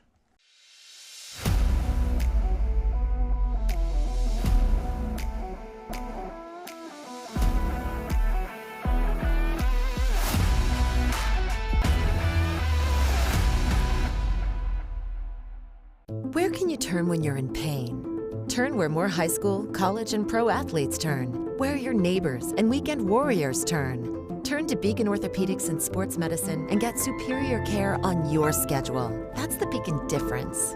Check out our fresh arrivals at Jake Sweeney Used Cars. Over 250 used vehicles weekly. All makes, all models. From economy to luxury, Jake Sweeney, the original used car superstore. Welcome back to Off the Bench, presented by United Dairy Farmers. You know, one guy who some of you may like, some of you may not. He angered a lot of Bengals fans this year because he said some things about Joe Burrow that maybe some people didn't like. Politically, you may not like where he stands on a lot of issues. That's fine, no problem. But I would highly recommend, and I don't watch and or listen to a lot of podcasts, but one guy that I will listen to from time to time is Jason Whitlock. Now, Jason Whitlock was a football player in college and never made it in the NFL. Suffered an injury as a defensive lineman near the end of his career at Ball State, which prevented him from going on and playing pro football. Many thought he could have, but it didn't happen. He has gone on to be a highly decorated sports writer for years and years and years. Now he's moved more into the television ranks here over the last decade or so. He went from Fox to ESPN, back to Fox. Now he's working on his own, and, does his own podcast and has a lot of opinions. You'll see him a lot on political shows. But again, I'm not here endorsing the guy's politics or anything else. That's not what I'm talking about. But he made an incredibly interesting point about how so many people are using the quote, well, this side of football. And his point was, this is not a side of football. Okay? Knee injuries, shoulder injuries, whatever injuries. They are all a side of football. A cardiac arrest in the middle of a football game is not a side of football. Yes, it happened. But I think we all agree this is a complete outlier. We've not seen anything like this in a football game ever before. Yeah, I think you make a good point, because I saw a lot of people reacting, and there was a comment actually in the chat a few minutes ago about, I wonder how many moms saw this and then said, well, my son's never going to play football again. And I think if you made the decision for your son to not play football, I'm not sure that this affects, or it really shouldn't affect whether they play football or not, because this could have happened in any sport in any way. By playing a sport, you assume the risk of something like this happening. I mean, Chris Pronger tweeted out what happened to him back in 1998. Now, it's not exactly apples to apples, but he got hit in the puck very hard, or he got hit with a puck in the chest very hard. He collapsed, had the same type of issue. You would see stories on Twitter throughout the night of people that had seen something like this happening over the years, where you get hit in the chest and then the player collapses. And this is not a CTE issue. This was not a concussion. This was not something. This was him getting hit in the chest and then something going down like that. So whether or not it's a football issue, this was more of a physical activity issue than it was an indictment on the physicality of football, at least in my opinion. Well, and I mean, we don't know yet. And again, you have to preface everything by saying that this young man is going to be okay. Because if something should go the other way, but you hope and pray that he's okay. We don't know if there's a chance that there's some kind of medical condition ahead of this, which we didn't know about with this young man. We don't know that, and I'm not going to sit here and speculate on it. But the bottom line is to say this is a side of football is just way out of line. And I got to tell you, and I had a problem with this, and I know Bob Costas, and he and I have talked about this. When he came out and basically ended his career on NBC by blasting the National Football League over concussions and about CTE, that ultimately led to Bob Costas no longer being at NBC, and he was the very face and voice of NBC Sports for better than 35, 40 years. When he went on television and hammered the league about all of his concussion stuff. For people to say, I'm not going to let my kids play football, that's your decision, okay? But don't put it on me. Don't put it on me making a decision if my kids want to play football. Don't put it on somebody else's kids about playing football. Is an extremely elitist point of view. Because here's the deal. You've got people growing up in rural Ohio. You get outside of Cincinnati. You get outside of Dayton. You get outside of Columbus. You get outside of Cleveland. The rest of this state and thousands of other communities in rural America or places outside of Los Angeles or places outside of Pittsburgh, wherever it might be, the only chance for their son to get a college education paid for by somebody else, in many cases, is by playing football. I understand the risk of injury. I understand if you don't want to do it because of what you see happen to some of these players. I get it 1,000%. But if you're living in downtown Cincinnati and you are coming from nothing, or downtown Miami, Florida, and your son wants to play football for Taft High School, don't look down your noses at them or me or anybody else for our kids wanting to play that sport to have a chance at a better life. Don't try to tell us what we can do about playing football or not playing football. You're entitled to do what you want to do, but don't tell somebody else about what they should do with their kids and giving their kids a chance for a better life. Because if you look at most of the players, and I wish I'd asked Reuben Brown, if you look at most of the players in the National Football League, they come from nothing. Not all of them, but a lot of them come from nothing. And either one of two things happen. They got a college scholarship, and they've gone on to get a job doing something else besides play football. In some cases, very small percentage, they've gone on to play in the National Football League, made millions of dollars, and they have bettered the life for themselves, and they have bettered the life of their families. I get so mad, and it's mostly this white suburb crowd, and I'm white suburb crowd. But it's the moms and dads of this white suburb crowd that all of a sudden want to start talking about how terrible football is. I disagree. There are risks to anything you want to do. Now, are there more risks playing football than there might be playing fill in the blank? Of course. It's a violent game played by fast, powerful, strong human beings. The most violent game in the world. More so than the hockey or some others. But I just get really upset about that topic. Yeah, I mean, I get exactly what you're saying, and I think that all of that is true. The other thing I would say is that, a lot of people give football a bad rap for the concussions.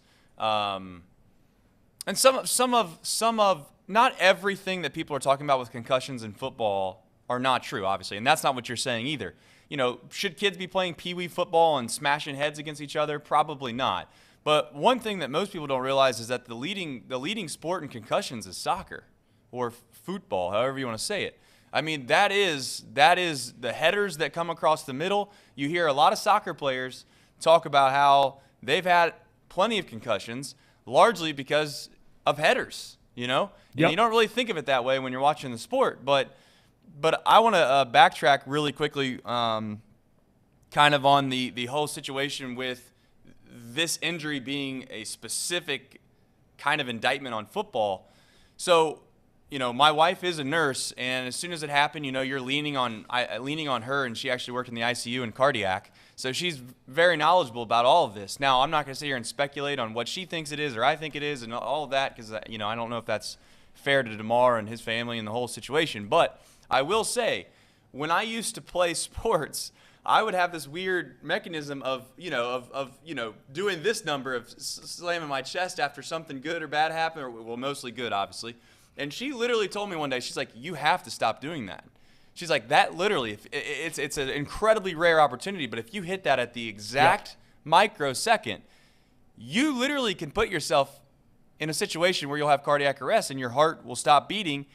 And I'm like, well, that's crazy. And she's like, and you know how you would get it to start beating again? You whack it again. And it's just, I'm not saying that's exactly what happened, but that's a lot of what the medical experts are leading to. They believe that obviously it was just a freak accident. Does it mean football is perfect? No. But to sit here and say that this is, oh, look at that, that's football for you, is an absurd thing to say. Yeah, I just, I just feel like it's one of those things where people are talking down to people who are in a different situation in life than they are. I really get upset by it because, you have to meet some of these young people and where they come from. And if they have to put on a football helmet and put on shoulder pads, to the chest thing that your wife had shared with you, my son is a goalie in lacrosse. And what they've done in recent years, and I'd have to see this, I think we've all seen shoulder pads. Much of the player safety issue around the NFL has clearly been centered on the helmets and the blows to the head and concussions, CTE, on and on and on. But our son's a lacrosse goalie, and they're shooting 90 miles an hour from 15 feet away in some cases. And, they've done in recent years for the shoulder pads, and goalies have very little protection whatsoever. They can wear as much as they want, but it's some kind of silly man code where they don't win a ton. But in recent years, it's become mandatory where the shoulder pads drop down almost as a shield on the chest for precisely the reason you're talking about. And I have to believe the NFL has done the same thing. I don't know. I have not looked at some of the stuff that they have on those now. They're saying the same thing. Same thing. All right.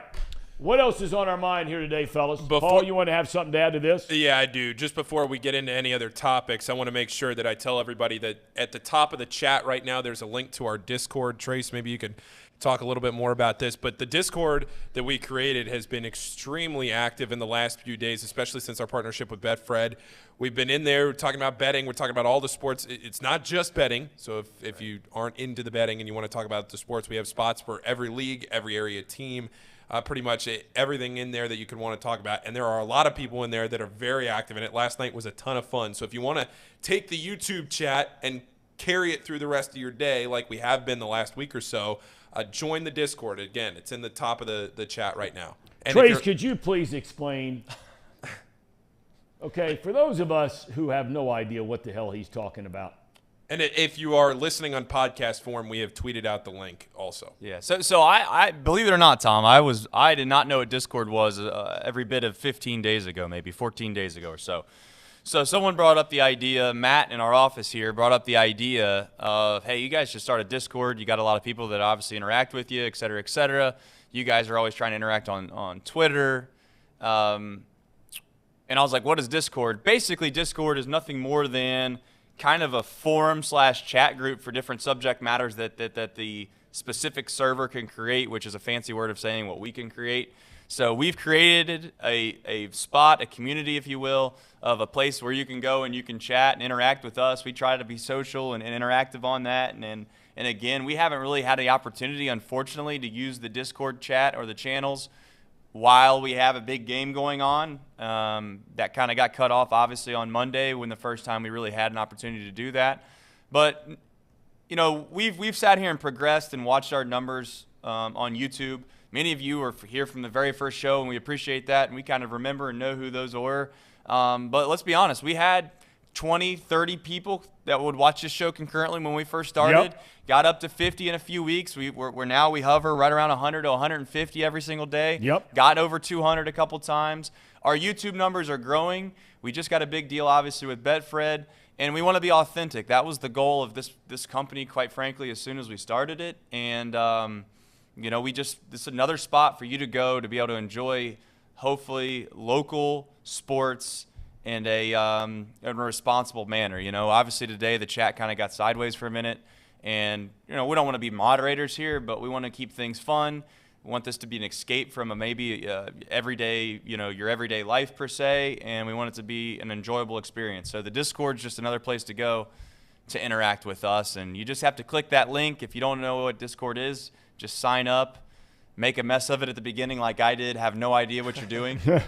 And then after a little bit of time, you're just like anything else. It's like tying your shoes, man. When you're a kid and you try to tie your shoes, it was hard as hell, and then you figured it out. So same way it goes with the Discord, Tom. We'll have to get you on there and let you see what it is. I'll have to check it out. 4 people have joined since we pitched that idea. So we appreciate Jared, Jolly, Cincinnati Kid, Matt Blankenship, everybody in here now in the last 2 minutes. So yeah, so it's been fun, and it's been an enjoyable thing. Tom, you can speak on this a little bit for today's show that's been so kind of heavy. It's been fun on this ride because obviously it's not easy. You're grinding every day. You're working as hard as you can to try to make the show as best as you can. We still have a long way to go to probably make this show as good as we want it to be. Yep. But at the same time, it's been very, very rewarding to see this thing progressively grow. And again, it's amazing how hard it is to get people to understand that you do this show every day. And we're going to continue to market and do our best. But the numbers are growing, and it's been relatively pleasing. And I know you were excited over the weekend, Tom, because you felt like things were progressing in the right Well, direction. my son, he's the one that's really active on this stuff, and I've said before, and all of you, we laugh about it in the chat room, and so some of your comments here today about me and Discord. I mean, it's good stuff, and I know it's all in fun.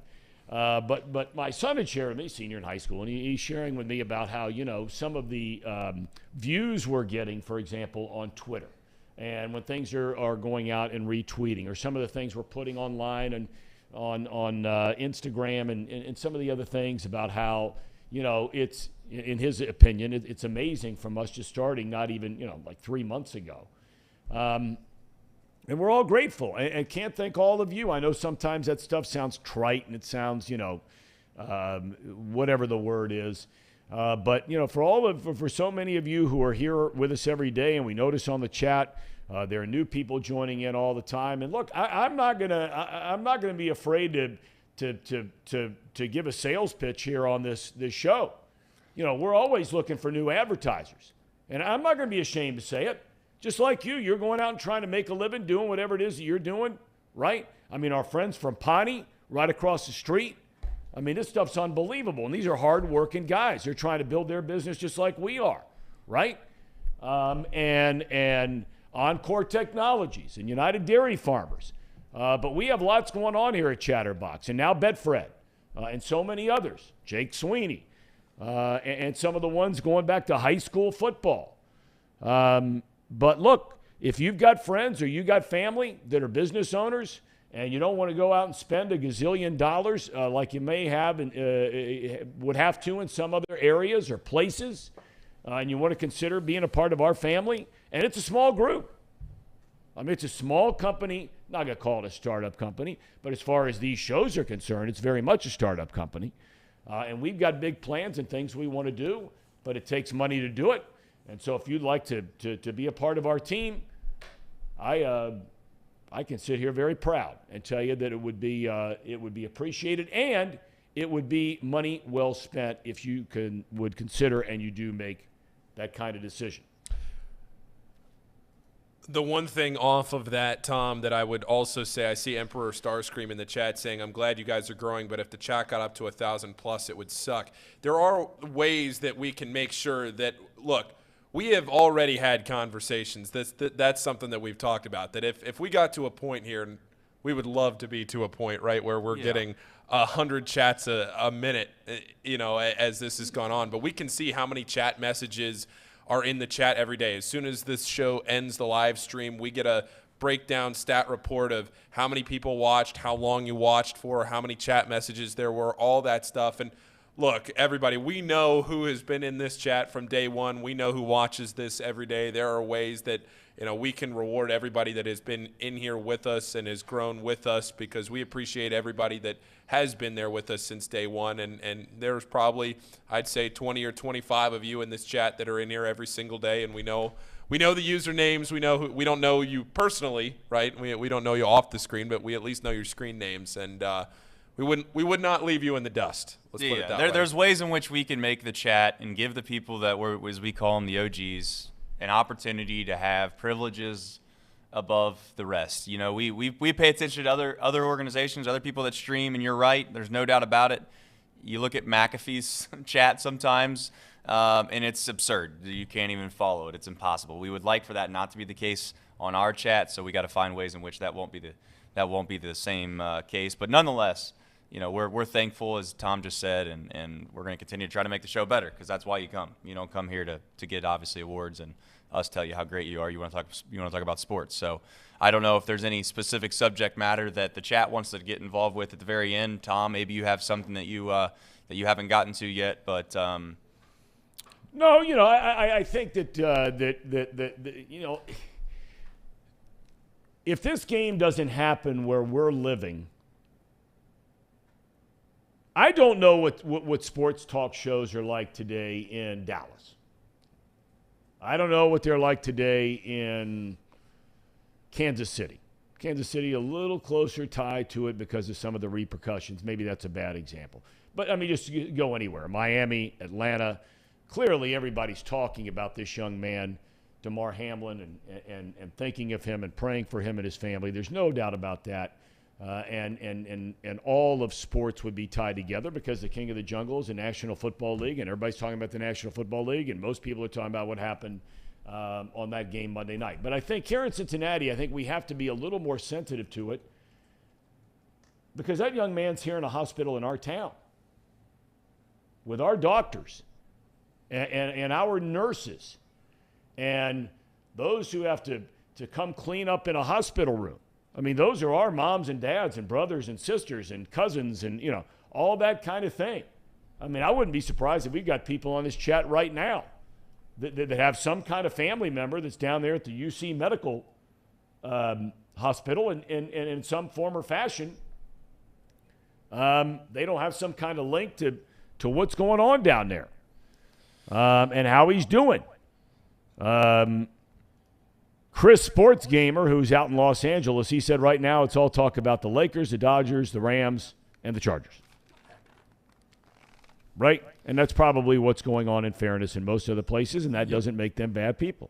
Doesn't make them bad at all. So, Tom, one thing that I know we implemented this. I don't know if Tom was here when we implemented it or not. He was not. So we're going to have to catch you up to speed, Tom. So we turned on something called Super Chat. Oh, my God. Here we go again. Gee, I mean, so, are you kidding Tom, me? Somebody said on the chat, New Year's resolution for Tom to get more tech savvy. All right, Tom. I think it's time for this. There's one of those that goes around on the internet. Joe Burrow, Joe Shiesty. Joe what? Is that the word? Is that the hip word? I don't even know what to say. What? When a viewer tells me that I'm trying to be hip and I'm not as hip as I think I am, that hurts.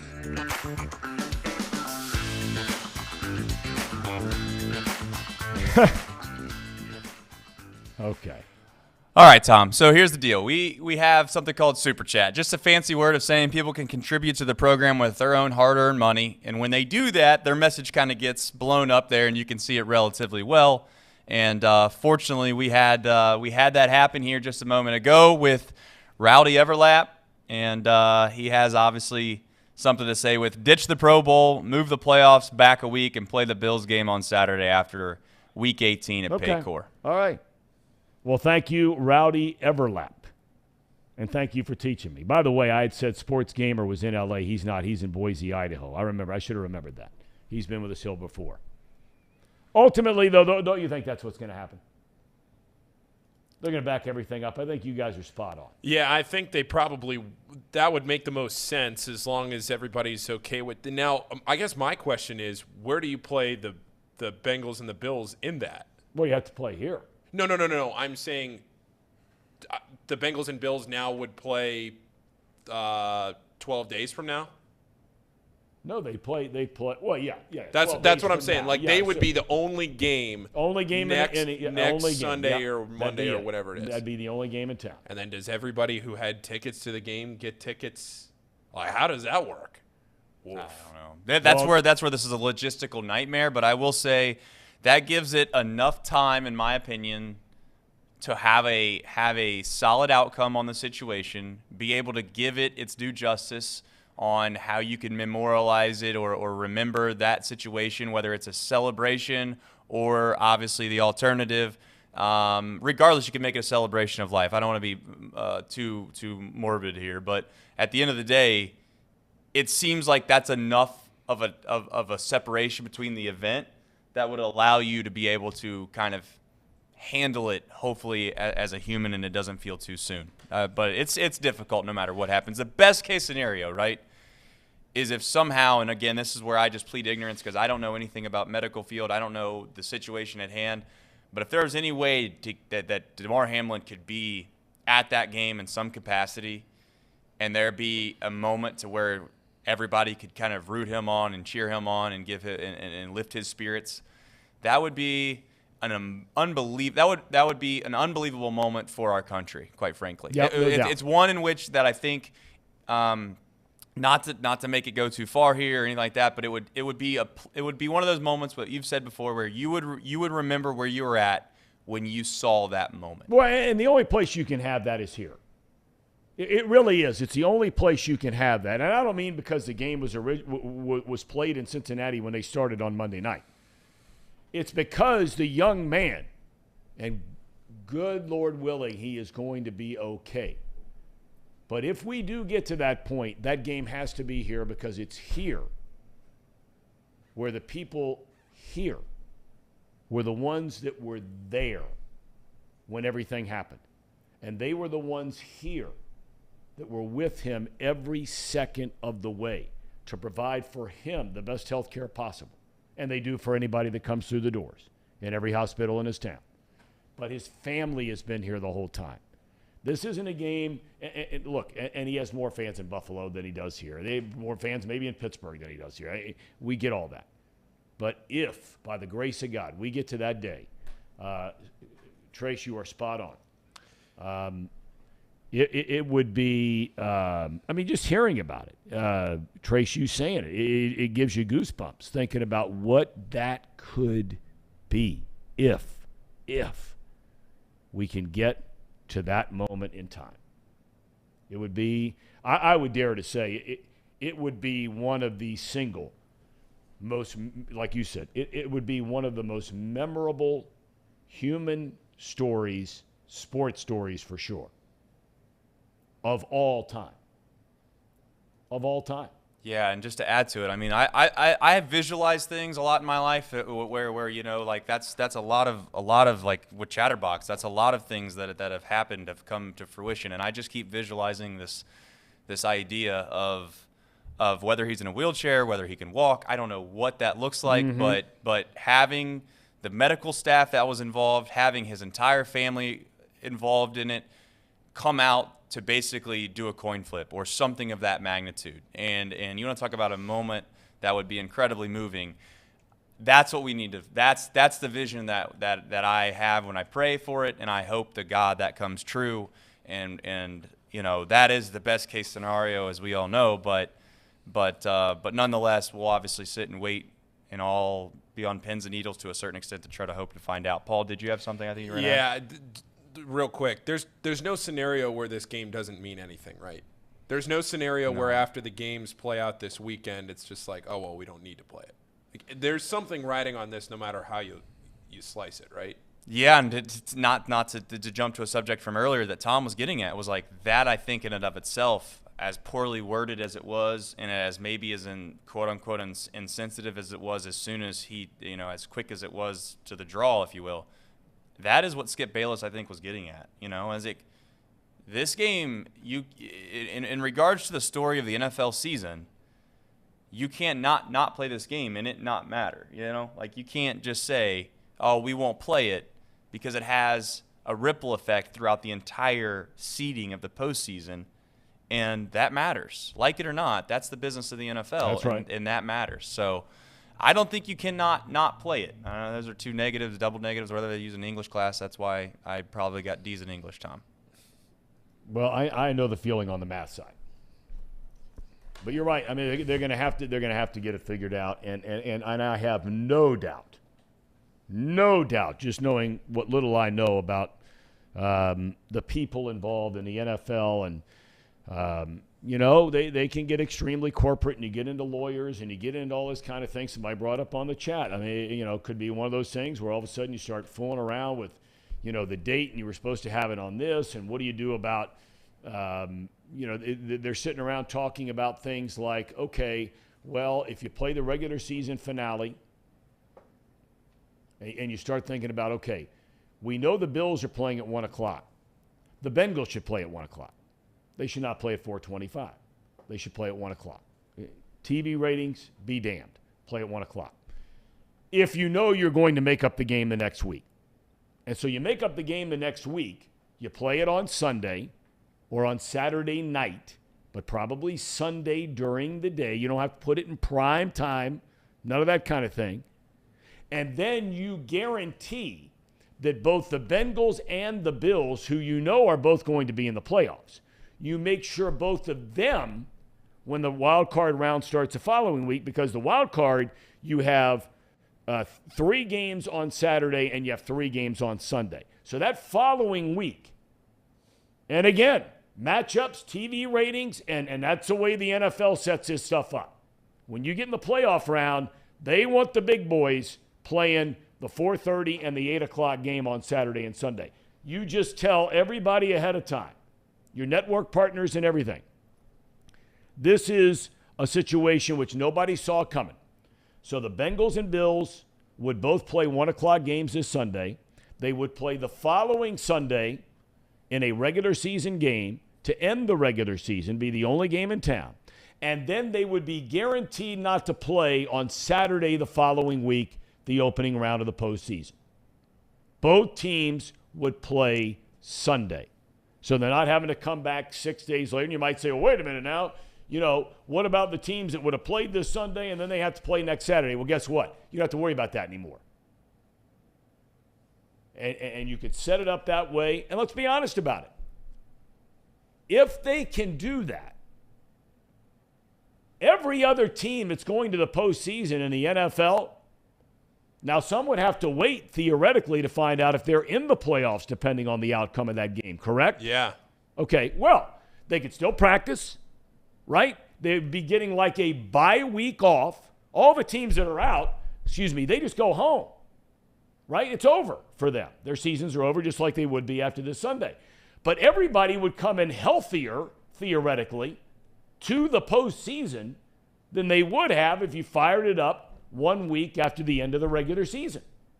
Now, the Bengals and the Bills, it's a unique situation, but they were going to have to play anyway. Yeah, I mean, the Bengals and Bills are going to be in a unique spot for the postseason no matter what. It doesn't matter what they end up doing here. It's not going to be a conventional postseason for either team, which is just it is what it is. There's nothing you can do about it at this point. So what is the least influential way to negatively impact the Bengals and the Bills? And that's what you got to think about now. Yep. So. Yep. Okay. Somebody in the chat just pointed out that the it's Rowdy every lap again points out Damar Hamlin's GoFundMe is now up to $6.4 million. It's an amazing story about this whole thing, again, as an offspring of what happened here Monday night. And I was talking about it last night with my family. Is this whole Andy Dalton tie to Buffalo and now coming back the other way? We know Andy Dalton, he was a hell of a player here for a long time, took the team to the playoffs, as likable a guy as you could ever get. Things didn't work out in the playoffs like we all hoped it would, like he hoped it would. But it still never changed the person that he is. And remember when the Bengals, won that game at the end of the regular season, which allowed Buffalo to get in, and all the people in Buffalo that poured all the money into Andy's charity here in town. And now all of a sudden, here we are years later, another link, tragically in this case, sadly in this case, a link Buffalo to Cincinnati. And now it comes back the other way where I read that Dalton has made a huge contribution to this GoFundMe. Yeah, thousands. I don't see how much. I don't think it was ever posted, but it was a lot. Yep. Yeah, I think that I was just trying to, yesterday, think if there was any scenario or anything I could think back on where two cities were so closely aligned to a situation where there's something that's been relatively reciprocal. And I have yet to come up with one, right? I mean, the coincidence that obviously of the Andy Dalton situation and then now this situation seems, 1 in a million per se. But it is something about life often that, things always that you think are really, really terrible on the front end, sometimes the biggest blessings you have in your life. And I'm not suggesting that this is any type of a good situation, but maybe the optimism in me is thinking that maybe this is going to be a huge blessing for the Hamlin family in the long run, and somehow he's going to do incredible work through charity, and that's the only way that sometimes my brain will let me think about these situations, because it can become so morbid and so disgusting and sad. But the fact that he has 6.3 million or whatever that number was, when just a couple days ago it had a goal of I think $2,500. Is remarkable in and of itself. And, again, I get back to the whole thing without going on another tirade again. But it just goes to show you, for the people that are saying, my kid's never going to play football. Okay, well, cool. No problem. Damar Hamlin plays football. Good Lord willing, he'll play football again. Think of all of the children based on this situation whose lives are going to change because of this GoFundMe. I mean, it almost brings you to tears thinking about how many kids, their life is going to be better because this young man played football. Regardless of what situation he walks out of the hospital, he comes back to play football again. He comes back to the hospital, and he's able to manage this charitable foundation. And that's what it's going to turn into, a big charitable foundation. They're going to be people from one end of the country to the other, if not points all over the world. They're going to be looking to regularly give money to this charitable foundation for this young man and what he's gone through and what he's going through. And the impact he is going to have on children's lives and families' lives is indescribable. All right, we got box lunch coming up here. Paul, are you shifting gears now? I am. I'm going to go take a seat over there with Reed. Brandon's going to come into this chair, and we're going to play musical chairs here to get the box lunch going. Okay. Want to thank everybody on the chat today, and thank everybody while I was gone, and everybody here, Casey, Paul, Brandon, Trace, Reed, Sean, everybody. Did you have a good vacation? Great time. Weather was fantastic. Got to see good friends down there. You'll find out one day, and I'm the only one in this room that can just has the experience, for lack of a better term. This is one of those things where you're raising your kids, and you've been blessed to go a lot of different places and see a lot of different things and do a lot of different things. But when you have one already at college, and you have another one that's getting ready to leave the house, graduating from high school in about 6 months from now, 5 months from now, that clock starts to tick. And you start to reflect on all of the different things you've done together as a family, whether it's right here at home in Cincinnati or when they were little and we were living in Arizona. But now you start to think, are you going to be able to do this again next Christmas? Is anybody going to be around next Christmas? The spring breaks that you used to do, they're not the same anymore because, if two of them are at school or, son's high school spring break is different than the daughter's college spring break, so you can't go together anymore. And then once they get out of college and they, start working and moving forward in their careers, it's not like all of a sudden they can walk into a brand new boss and a brand new job and, hey, I want to go hang out with my mom and dad for spring break. So to answer your question, it was fantastic. We were able to hang out a lot together, and it was unbelievable. You got a nice tan? Got a good tan, big league tan. It's good. Big league tan, no doubt. Absolutely. Weather was warm down there, wasn't it? Weather was warm. You were just down there. I was. Yeah, but not as warm when you were there, though, right? Or was it? You had a good week. Yeah, I came in. You meant first thing you mentioned when I came in is like, look at this guy with a tan. Yeah, you were looking good. You were. Key word were. So I gave it back. Well, because now you look like Rowdy. Every lap says he was working at the Waffle House during Christmas break. I just drove by that place here in Hamilton today, and I thought, I haven't stopped in there for a while. I got to get over there. I love Waffle House. You all like Waffle House? I love it. Southern hibachi. What? Southern hibachi. They make the food right in front of you on the grill. Have you ever been into a Buc-ee's? Tom. When I came home from Florida, I stopped at all 3 Buc-ee's on the way home. I got to tell you, I've had friends that have stopped at this place, and now I am insane wanting to go to one of these places. I think I'm going to have to drive down to Texas. Hours. Yeah, where are they? There's one 2 hours from here in Richmond, Kentucky. They brought it up north. north. So that's right off the highway on 75. Right off the highway. All right, well, then I'll be able to stop. I mean, I hear these places are unbelievable. It's a Walmart gas station is the best way I can describe it. If you go down to Texas, one of my best friends he's in the Air Force, and his training was in Texas. And he would have to drive all over the state just for little things here and there, and he would always text me, Paul, Buc-ee's. Paul. It's incredible. Buc-ee's. It's incredible. And he would send me pictures from all these Buc-ee's all over the place in Texas. It's an unbelievable store. 125 gas pumps. Yeah. At every single one. Yeah. And the store is the size of a Walmart. Right. I mean, I can't wait to see it. I can't wait to see it. And I'm going to have to do it because I got to get our daughter's car down to Texas. So I'm going to have to jump in that car solo and go down there soon. So I'm glad to hear it's in Richmond, Kentucky. Absolutely. I hear they got big league food. They got good barbecue, beef jerky, fudge, whatever you like, Tom, whatever you're into. I guarantee they got it. Okay. All right. Jolly, all the way from California. What the hell does he know about it? Says Buc-ee's is an experience. They have Buc-ee's in California. I find it hard to believe they'd have Buc-ee's in California. There are places in California that I could see you having a Buc-ee's. More inland. Sure. Right?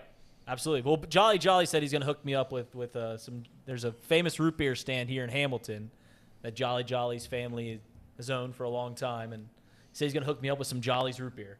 Nice. So I'm fired up about that, Tom. Okay. We've been to Jolly's. You took me to Jolly's. I did. It was a good time. So you guys know Jolly. Know the family. Yeah. I don't know Jake or He's Jolly great, personally. He's a great guy. Great. I mean, awesome guy. But Jolly says, I traveled the world, Tom. I'm aware of that. But he travels with that highfalutin crowd, that #1 football team on Fox. He's not hanging out at Buc-ee's. I don't know. Even being a Hamilton guy, he ain't hanging out at Buc-ee's. Buc-ee's. You go to Are Buc-ee's. you kidding me? You can't get the Hamilton out of you. Once you were born here, grew up here, you can't get it out of you, Tom. Okay. It's stuck in you. It lingers like a scent. Tom, you go to Buc-ee's and you tell me George Clooney wouldn't want to spend a lot of time at a Buc-ee's. Why not? I mean, that's a small-town Kentucky guy, right? Northern Kentucky. No, but that's not really Northern Kentucky. That's getting out of Northern Kentucky. I mean, if anybody's ever been to Maysville, I think it's a town, right? Okay. You ever been to Maysville? I've never been to Maysville. Really cool, small little town, nice little main street. We used to go there all the time on the Reds Caravan.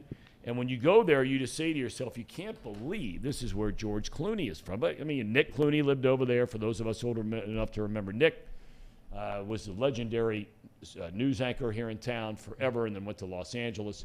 But, yeah, it's a cool little place. Maybe he does like it. I don't know. Now, I will say, and the Cincinnati kid makes a good point, Wawa is coming to the Cincinnati area in 2024. Do you guys know Wawa? I know Wawa. Yeah, but it's not UDF. It's not UDF. No, it's not. But Wawa does have some very good sandwiches. Tell you what, go in there, get a little pre-made. It's good. Nice. Jolly reminds me that he drank a pint with me when we were in London doing the NFL. Well, I mean, what the hell? Big deal. He walked a block from his hotel and went and had a beer. You like a good London Brown? No. Light beer, right? Well, no, I'm okay with regular beers, not brown. AJ says Maysville is a weird town. It's not a weird town. It's a small town. It's an old town. It's a cool town.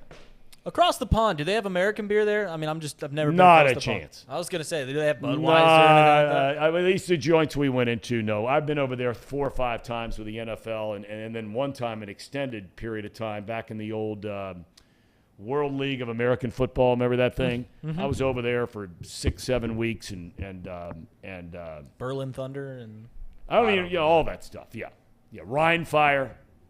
That's all right. That kind of thing. Jolly is LOL. That's your generation, both of you in a nutshell. LOL. Lots of love. Is that what it is? So, funny story about lots of love. I don't know how funny this is. I was 6th grade, 7th grade. My buddy shows me a text from his mom that says, "Grandma died, LOL." Because she thought it meant lots of love. Jeez. Which is objectively a very funny thing to get from your mom. Grandma died, LOL. Wow. Tough. All right, boys, what do we Tom, got thanks. here today? We got lots going on, right? Talk about the NFL. Prayers for Damar Hamlin right out of the gate. Yep. Right? Talking about the NFL and implications that if it's the same thing that you guys kind of talked about, just going in a little deeper and then what NFL games mean to the playoffs this week and go into a little bit of hardball. And also, sports betting's legal here in Ohio now, Tom. So I know we've had some fun this week. We've been in the Discord, been talking about the live betting, which we've never been able to do before here. Yep. Yeah. And we have Betfred Sportsbook, Absolutely. all the lines of the different sporting events that are coming up a little bit later on tonight, including TCU. Have you dipped your toe in Basketball. Basketball, Tom. I was with a bunch of guys from Texas that are season ticket holders for the University of Texas. And they're not Texas football fans, which shocked me. They could care less about the football team. These two guys are just totally into the basketball team. You know, we're talking about the whole Chris Beard thing, which hasn't been resolved, right? No, not yet. And TCU is coming down there to play next week.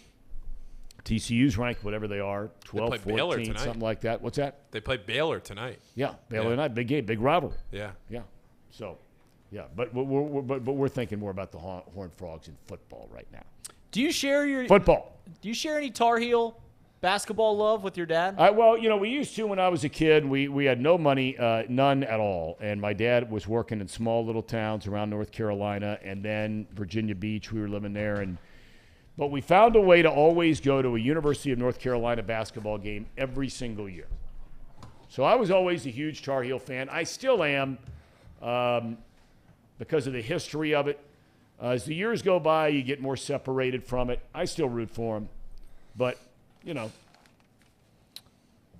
some of the guys that I followed, that are my age, or, a little older than me, not much older than me, some of my favorite North Carolina players, most people think of people like Michael Jordan and, James Worthy and some of these guys. My guys go back further than that.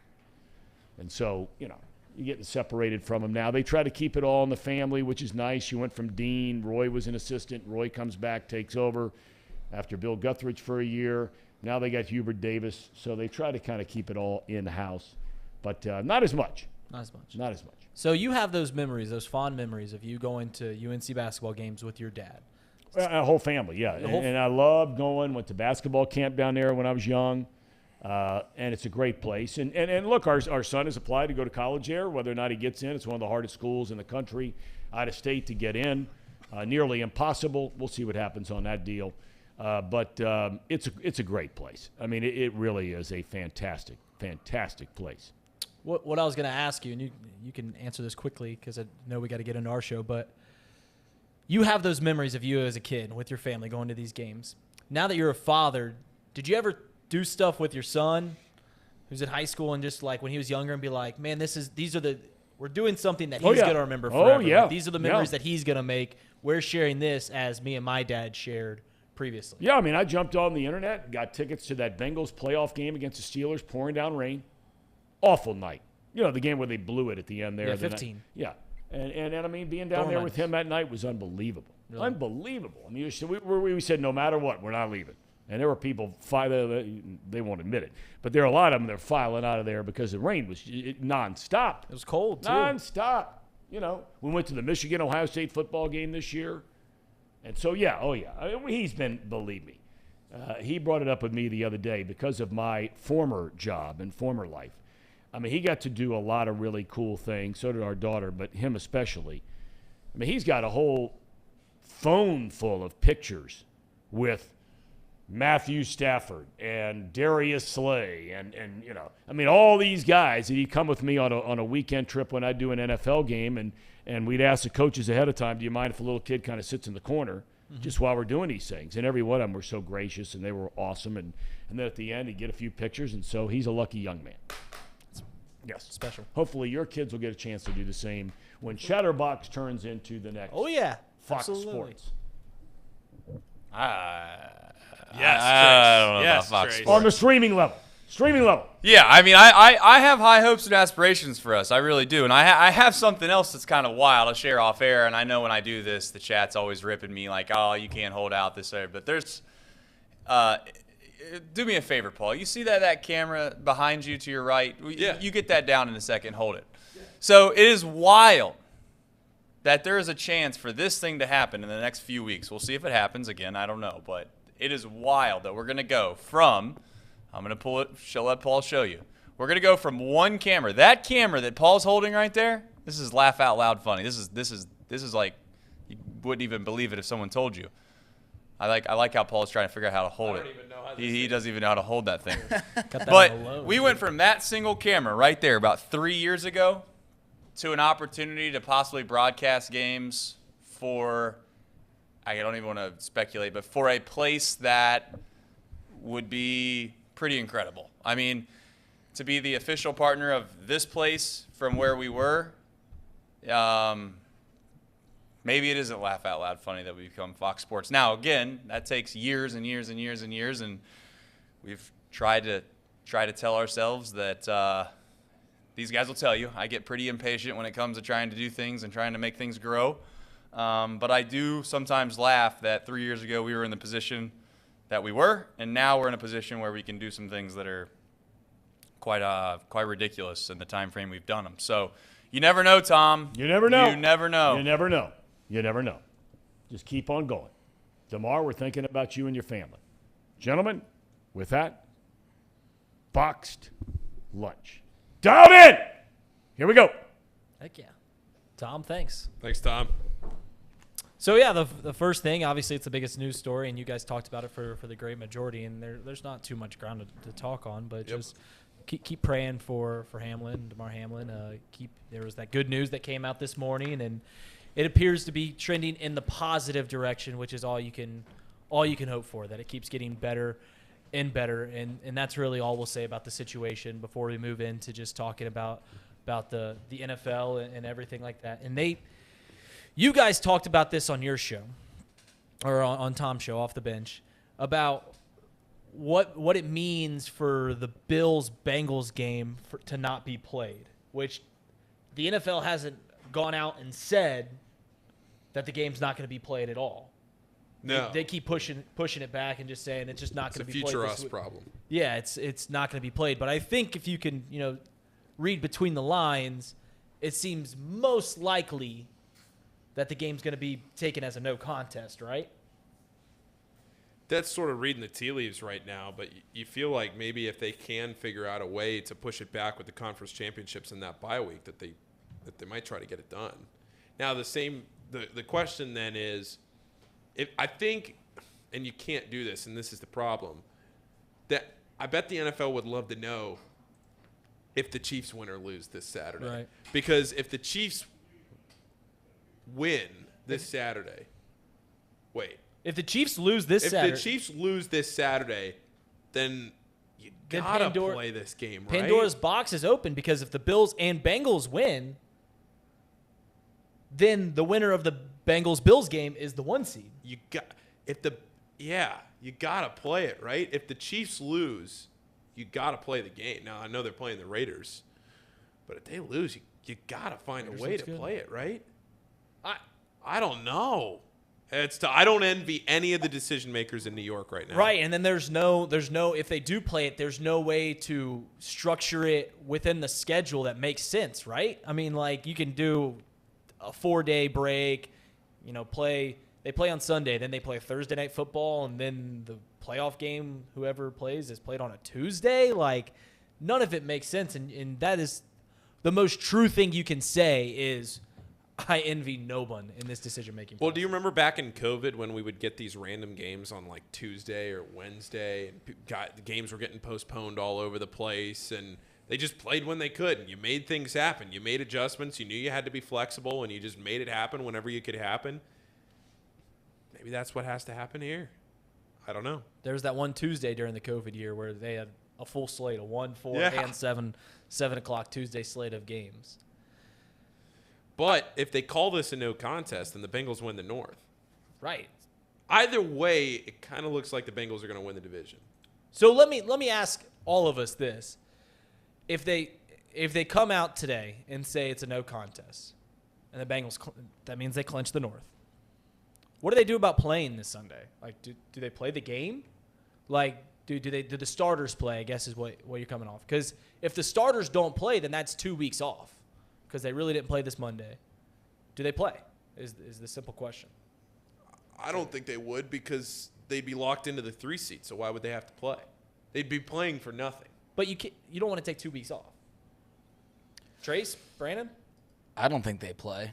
I mean, I don't see the benefit of it. They've played a full NFL season besides, a quarter or 3 quarters and then another game. I just don't see the rest. They're beat up. I mean, I'd take the rest and go into the playoffs fresh. If there's no advantage to playing, which maybe they play it dry, but I don't even think that happens.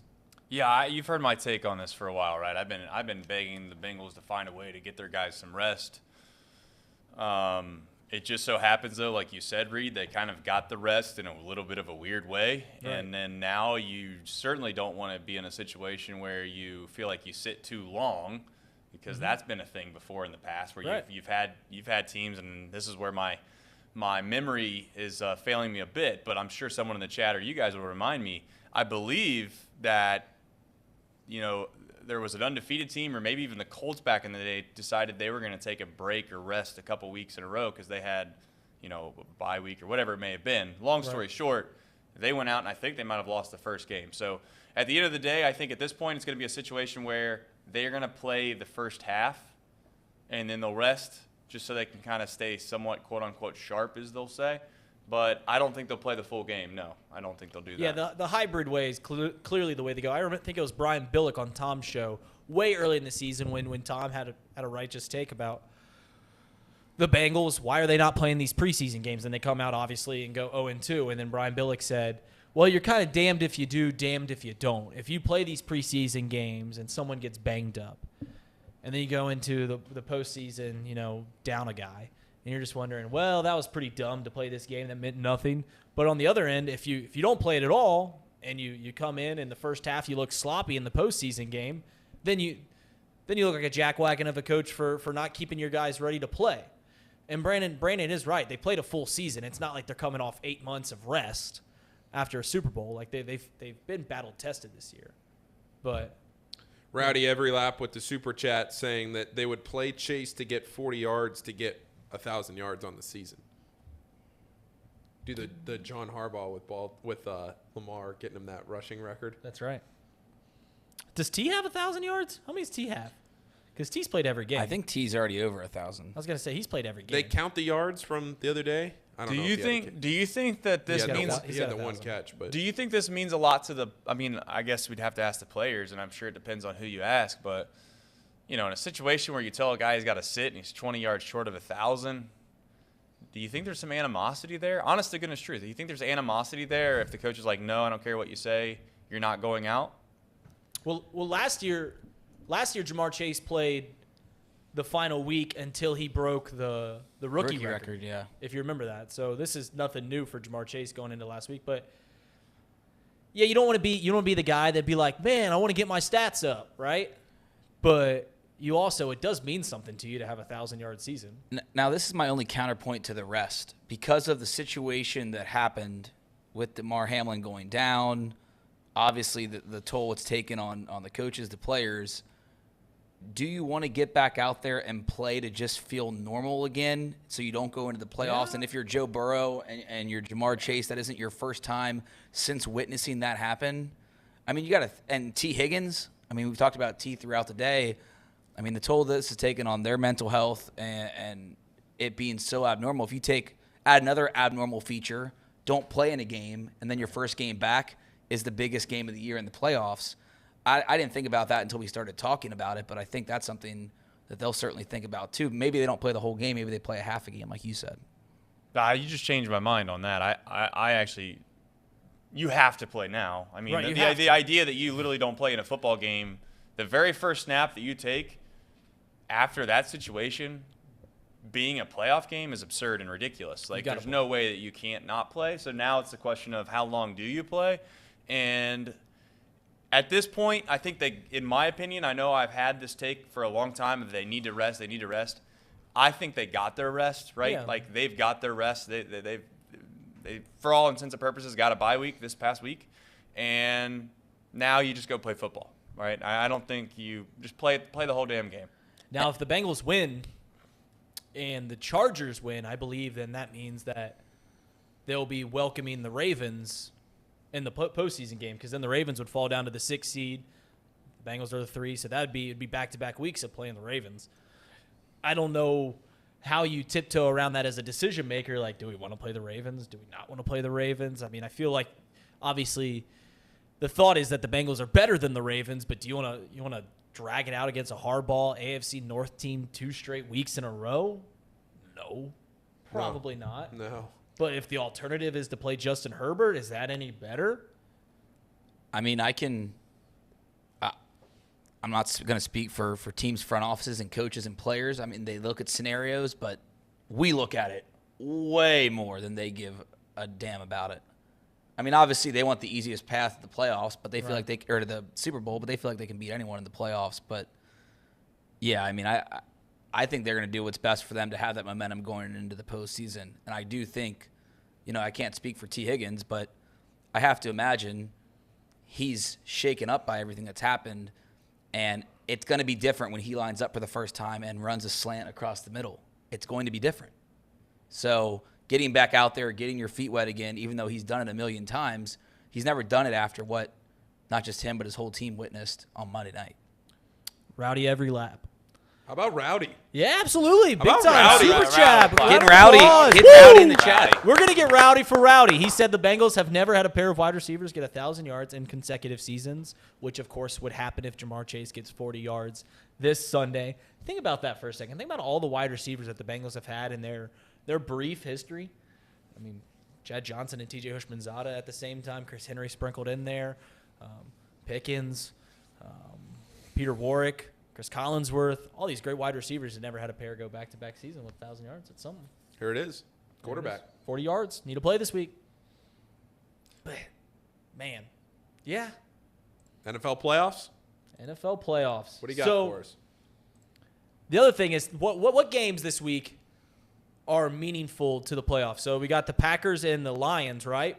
Win and get in? It's win and get in for the Packers. It's win and hope for the Lions. I think they need the Seahawks to lose. So, the other big game is the AFC North. But by that point, though, they would know, right? Because so it will be a win and in game if the Seahawks lose. If the Seahawks lose, that game will be a play-in game to the playoffs. Yes. Okay. Win and in. Yep. The other one's the AFC North or South, rather. Yeah. The Jaguars and the Titans is Ryan Tannehill's done, right? He's done for the year. Yeah. So it's Malik Willis playing against Trevor Lawrence. Are they in Nashville? What is it, not Dobbs? No? I thought Willis was out too. Oh, wow. Well, the Jacksonville Jaguars Seho's going to get on that. He'll let us know in a second. Touchdown favorites at home against the Titans. Man. Who would have thought that? You guys would have thought that. You guys were on that. Yeah, Jaguars. I actually had a take. Go ahead. Yeah, Josh Dobbs, the old Tennessee quarterback, is. So Malik Willis is hurt. Yes, or he's at least out. I don't know why. He's either hurt or they're not going to play him. I'm not sure. Man, that was a first-round pick, wasn't it? Second-round pick. He was second or third. I think he was. I think he's third because Desmond Ridder was the second drafted quarterback, right? I think he was a later round pick, right? Like this NFL draft class for the quarterbacks were like one of the ones where like everyone was like, we don't like anybody. Kenny Pickett was the one that I third think round the pick. Steelers was third round. So Is Kenny Pickett good? What? Is Kenny Pickett good? He's feisty. He reminds me of the scrappy player that when you go and you play at the men's rec league that really gets after it defensively. Me. So I don't know if he's good, but I would say he's serviceable. Is that fair? You know what? He's Ryan Tannehill, but maybe not as good as Ryan Tannehill. He kind of reminds me of Baker in that he doesn't have a whole lot of talent there, but he has a mentality about him that when it comes to crunch time, you're kind of like, all right, let's get it to Kenny. Like, Kenny's going to win us this ball game. And Baker had that about him, right? I mean, like, you watch the game and you're like, man, they're going to win this game not because of Kenny Pickett or Baker Mayfield, but because of the team they have around them. But when it's crunch time, they can still win you the ball game. How is he wearing gloves on both hands? Kenny Pickett. He looks like a created Madden player. Looks like a created Madden player. He does. It's crazy. I mean, he's throwing the ball with a glove on his hand. I don't know how in the remember NFL. The small hands, too. You think they're sticky? Yeah, I was gonna say, you wonder if that's a sticky thing.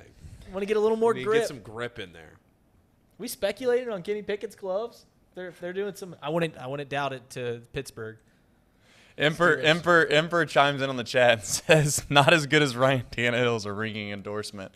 That's how I feel, man. I'm not saying it's good or bad or indifferent that I'm comparing it to Ryan Tannehill. I'm just saying that's what comes to mind. To be fair to this last draft class, it came off the heels of a great quarterback draft class between Burrow and Burrow to Jalen, all of them. So I thought you were about Burrow. Well, Burrow's the best. Herbert as well. This next draft class is going to be good, right? Bryce Young, C.J. Stroud, our guy. Will Levis. Our guy. Will Levis. That's our guy, Reed. Will Levis. That's our guy. We've hitched our wagon to that. Will Levis. If you were listening to Not Too Picky all year, there's no going back from our Will Levis. Whoops. No. Listen, hold on hope to Will Levis. I mean, that's one of those situations where college can be a weird thing, right? You think a guy is not very good, but realistically speaking, it was just a lot of the things that surrounded Will Levis that made him look abysmal at times. I will say this, if you want to hold out hope for Will Levis, there was no better endorsement than the way Kentucky looked without Will Levis playing against Iowa. Did they even score? Seriously. Look, what was that? It was the over-under was like 32 and it hit. 32 and it went under. I'm pretty sure of it. Oh, man. Lowest under in college football history. And it went under. Trace, by the way, I've been on. I've never brought this up to you. Uh-oh. Oh, boy. You bet the under in the Army-Navy game. You bet the over. Yeah. Which no one does. That's an American thing to bet the under. That's where you're wrong. No one bets the over. You are the only person I've ever known that's bet the over in that game. That's anti-American. No, I'm not, Paul. There's 3 things that we love in this country. Hot dogs, the 4th of July, and the under in the Army-Navy game. Service Academy unders. It happens 3 times a year. It hasn't lost you money in what? 20 years? Yeah, it was 20 years. 16 and here's straight. Trace begging for points in the Army-Navy game. Hey, guys, let me tell you something. Hey. If you are an OG of a certain organization, a certain company, and you're a big fan of I know he does it, cats, and it pisses me off. Doesn't matter. You ride it. You ride it because at some point it's going to hit. It's just fun. You're rooting. Think about this. You're rooting for the men, maybe not the women unless there's a kicker, but you're rooting for the future of our armed forces to not be on the aggressive, to not be on the attack. Now, you're going to say, no, I want them to be on the war of fence. attrition. That is not what we are in America. Don't you We want are them to defend our country? We are go-getters. This isn't about defending not just our country. It's a good spin. It's a very good spin, Paul, but I knew you were going to come up with that off the fly. I would say we are very much the aggressor in this country. We don't sit around and wait for nobody. So the best defense is a good offense. Yeah, they're better spin zone than me. It's tough. I can't believe you bet the over. Did you guys come in here with this on the topic of NFL playoffs on the thread? I don't know how we. And I say you guys, I mean mostly Reed. Me. Did you come in here and put that on there and not have a tab open on your browser of all the NFL playoff scenarios going into Week 18? Did not, no. Solid work. Man, believe it or not, in the NFL, there's not a whole lot you can talk about right now. So, yeah, the NFL playoffs, and with the lingering question that is over top of the playoffs, you really don't know what's going to happen. I'm just saying the fact that there are still 2 games that are playing it in for the most part. The Seahawks are still holding on to hope that they can get in, but they need the Lions to win. And that's the playoff scenarios. Other than that, we're just looking at seeding. Two of the 3 spots in the wild card of the AFC are taken up. And we're just looking at the final spot. But Harbaugh. You could take any job. Leader of men. If you're Harbaugh. First off, is he gone? Is he gone? Well, there were 3 different reports that he wanted to leave, so you have to feel like there's some legitimacy to that. But I feel like this is a running thing that we've done every year since he's been at Michigan. Is He's getting NFL looks. He's gone for the NFL. This is it for him in the NFL. And then he always comes back. Is he gone? Like, does it feel different this time? Where else would he go besides Carolina? I'm trying to. I'm asking a question. What other job would he leave for besides Carolina that's going to be open? There was a report. Indianapolis. Indianapolis. I feel like. I mean, he has his name in on the Ring of Honor there. So there's a report that That's the what they call Broncos are looking might offer him $20 million to be their head coach, which is double what any NFL coach makes. $20 million. $20 million to be the Broncos. I mean, similar to what Steve Cohen's doing with the Mets. Yikes. And just blowing norms out of the water. Signing Harbaugh for $20 million will obliterate the coaching market here in the NFL. If you're a well-respected coach, can you go for anything less than that? I mean, currently coaches top out at what, $8 million, $9 million? So what's his motivation to leave? Just that he can't win the national championship? He can't win the big one? He's got to get tired of it, right? Doesn't like the recruiting? It's a grind. College? It's a grind. It is a grind.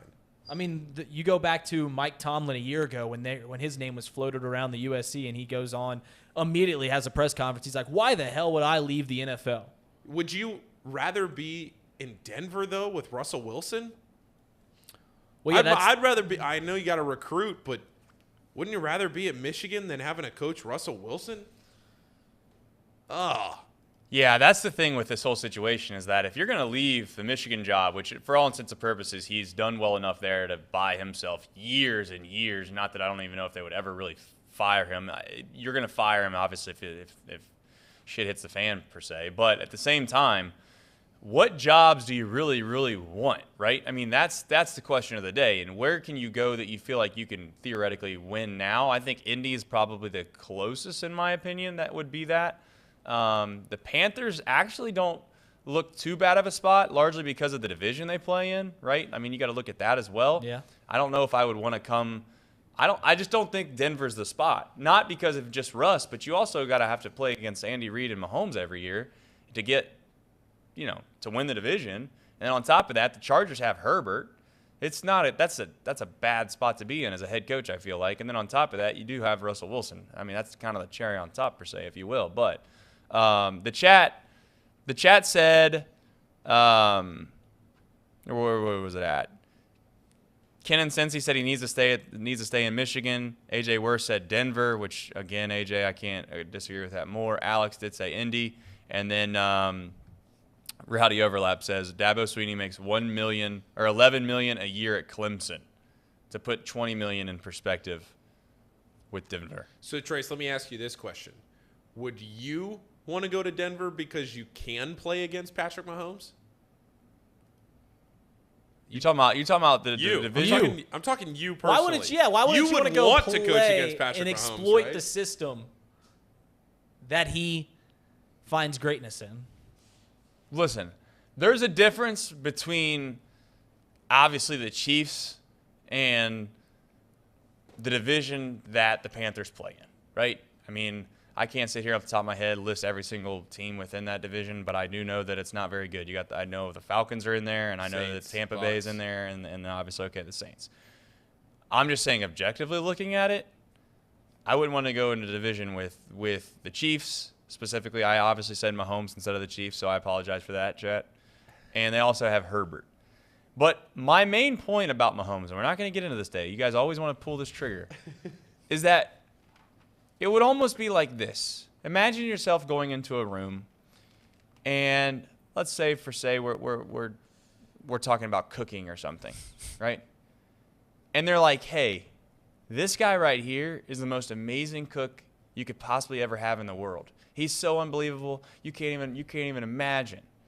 And then all of a sudden they start delivering all of the meals, and you're like, I don't know. When I look at it hard, he's not that much better than the other guy.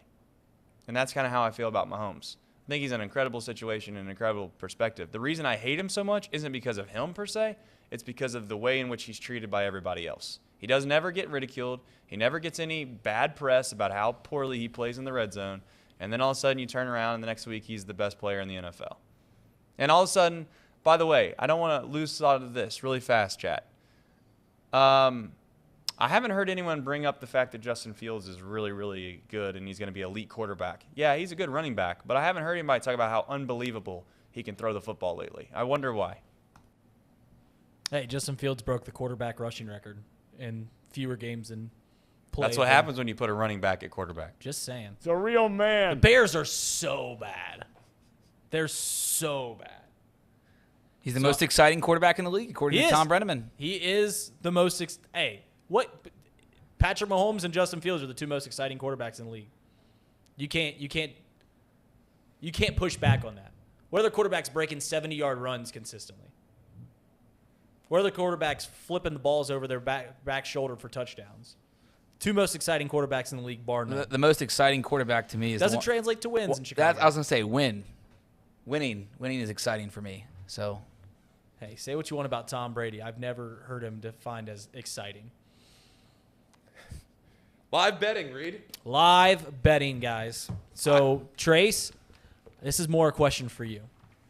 You've been betting a long-time gambler, and you've been doing it the way that the Romans did it back in 24 AD. Same system for 2,000 years, and now it's been legalized for 4 days, and you've gotten to dip your toe into some live betting. And that was what you've been looking for the longest time. You said, I can't wait to throw some live wagers on it. How awesome is it?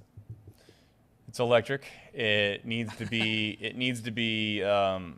My responsible brain needs to find a way to wrap my head around it, because again, when I usually have gambled, it's been once a week on the NFL for the most part, maybe sprinkle a college game in here from here to there, and you know, you throw a unit down on it, and you have a specific amount of units that you're willing to put out every week, and you're good. Then all of a sudden you sit down last night and you got like 8 college basketball games going on, and you're like, well, all right, I got a relatively decent amount of a bankroll there sitting in front of me of like, oh, if I lose $30 here, no big deal, or $40 here, no big deal, $50 here, no big deal, and those all add up if you lose them all.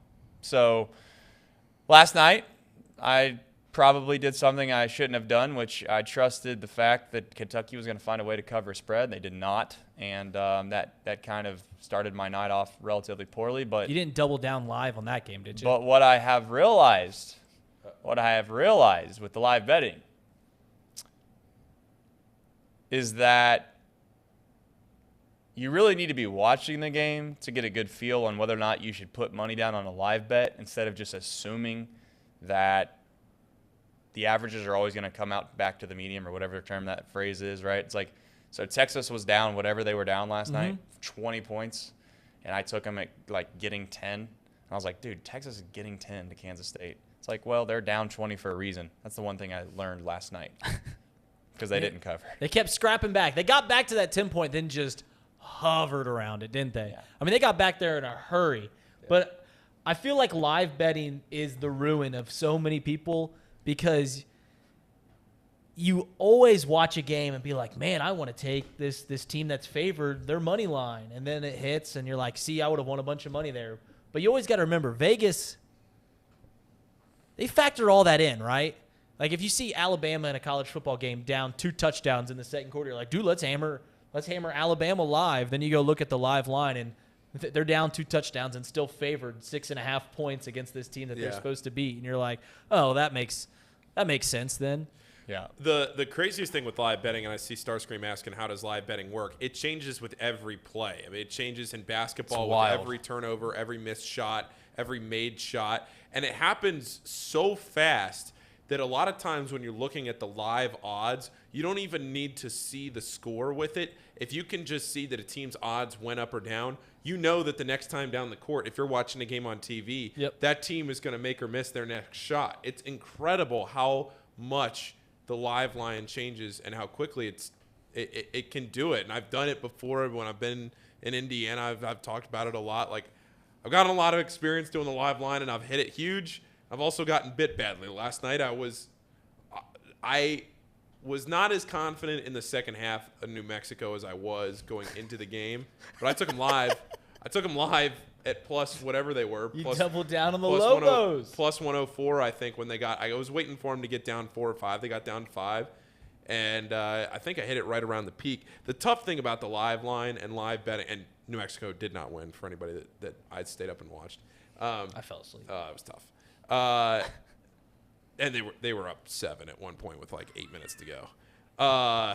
Tough scene. The worst part was at LSU. I was going back and forth. What's Paul's pick of the day? There's no way Kentucky's covering this. They didn't. And we all hammered Kentucky. And what were they up 10 by? 10 with 6 minutes to go? 7 minutes to go? LSU cut it to 3. I'll tell you, I wish there was a camera. We talked about the camera that was up here. I wish there was a camera on the look on my face when I came in here yesterday. And I was like, come on, guys. LSU 10.5. I've already locked it in. Easy play tonight. Trace and Reed look at me. Oh, no, Paul. The play's Kentucky. And my heart just sank because I know. I've it been hit, on the though. wrong end. It did. Kentucky's offense is terrible. Kentucky's got a lot of issues. They don't know what's going on the offensive end. They damn near gave this game away. They were up 4. They should have gave it on away. A 3-point shot. Probably should have lost this game outright, but they, to their credit, scraped and clawed and won. This game doesn't move the needle at all for Kentucky. This is a LSU team that was barely in the top 75. Not to diverge here from the live betting, but I could go on and on about Kentucky. I do think that they have started to at least recognize some of their issues, but they're not fixing them. Sheboy played all 40 minutes. Credit to Jacob Toppin, went for over 20 again. But anyway, the live betting, you can really hit it. I'm trying to think of I remember 2 years ago, it was one of the greatest live bets. West Virginia was down, I think, 19 to Oklahoma State at Oklahoma State, and I got them at their peak for like peanuts to win a lot of money. Came back and won. Oh, just a great feeling as you watch that team climb back from the depths. But there are other games where you think, like you said, you see that favorite at plus money. And to what you said too, Trace, when you're not watching the game and you can't get a feel of it, like maybe somebody got hurt, maybe something happened, and you just see, like tonight, Villanova and Georgetown. Embrace the stink. Embrace the stink. Gosh. Hoyas. Here's the thing. Patrick Ewing's going to save his job tonight. Here's the one thing I want to add to this really fast. Starscream, you can bet on every pitch in Starscream, you can bet on literally anything you want. I mean, it's absurd how many things you can bet on. You can bet on the next they play have being a figured run out or a way pass. to make it to where It's if you are a degenerate, you can find a way to bet on it. So really quickly, though, one thing I want to say about the 1-800-GAMBLER, obviously, like we do take responsible gambling seriously. If you have a problem, call 1-800-GAMBLER. Shows obviously through Betfred Sportsbook. You have to be 21 plus and live in Ohio to bet. That said, it is a form of entertainment. Like that, genuinely last night when I was sitting there thinking to myself, late at night, like I burned through, I think it was like $50. And that was because I lost all 3 of my bets. Chances of me losing all 3 of them are probably pretty slim regardless of who you pick. You just blindly pick. You shouldn't go 0-3. That said, when I was doing the live betting, I literally was sitting there at night thinking, I'm in a Discord chat right now with a bunch of people that are just having fun, chatting about some stupid stuff the whole entire time, and I'm genuinely enjoying myself for 3 hours.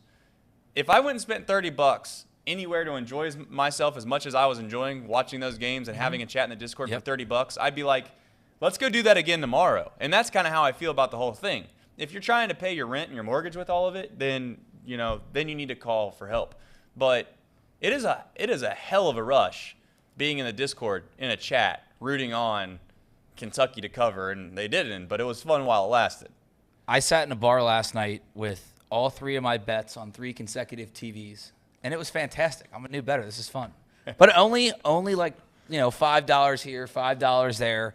To Paul's point that he made a couple weeks ago, I might have to go back to cable because of live betting, because I'm sitting there and I got Texas Tech plus 1100 to come back, and then I saw like a made basket. Right.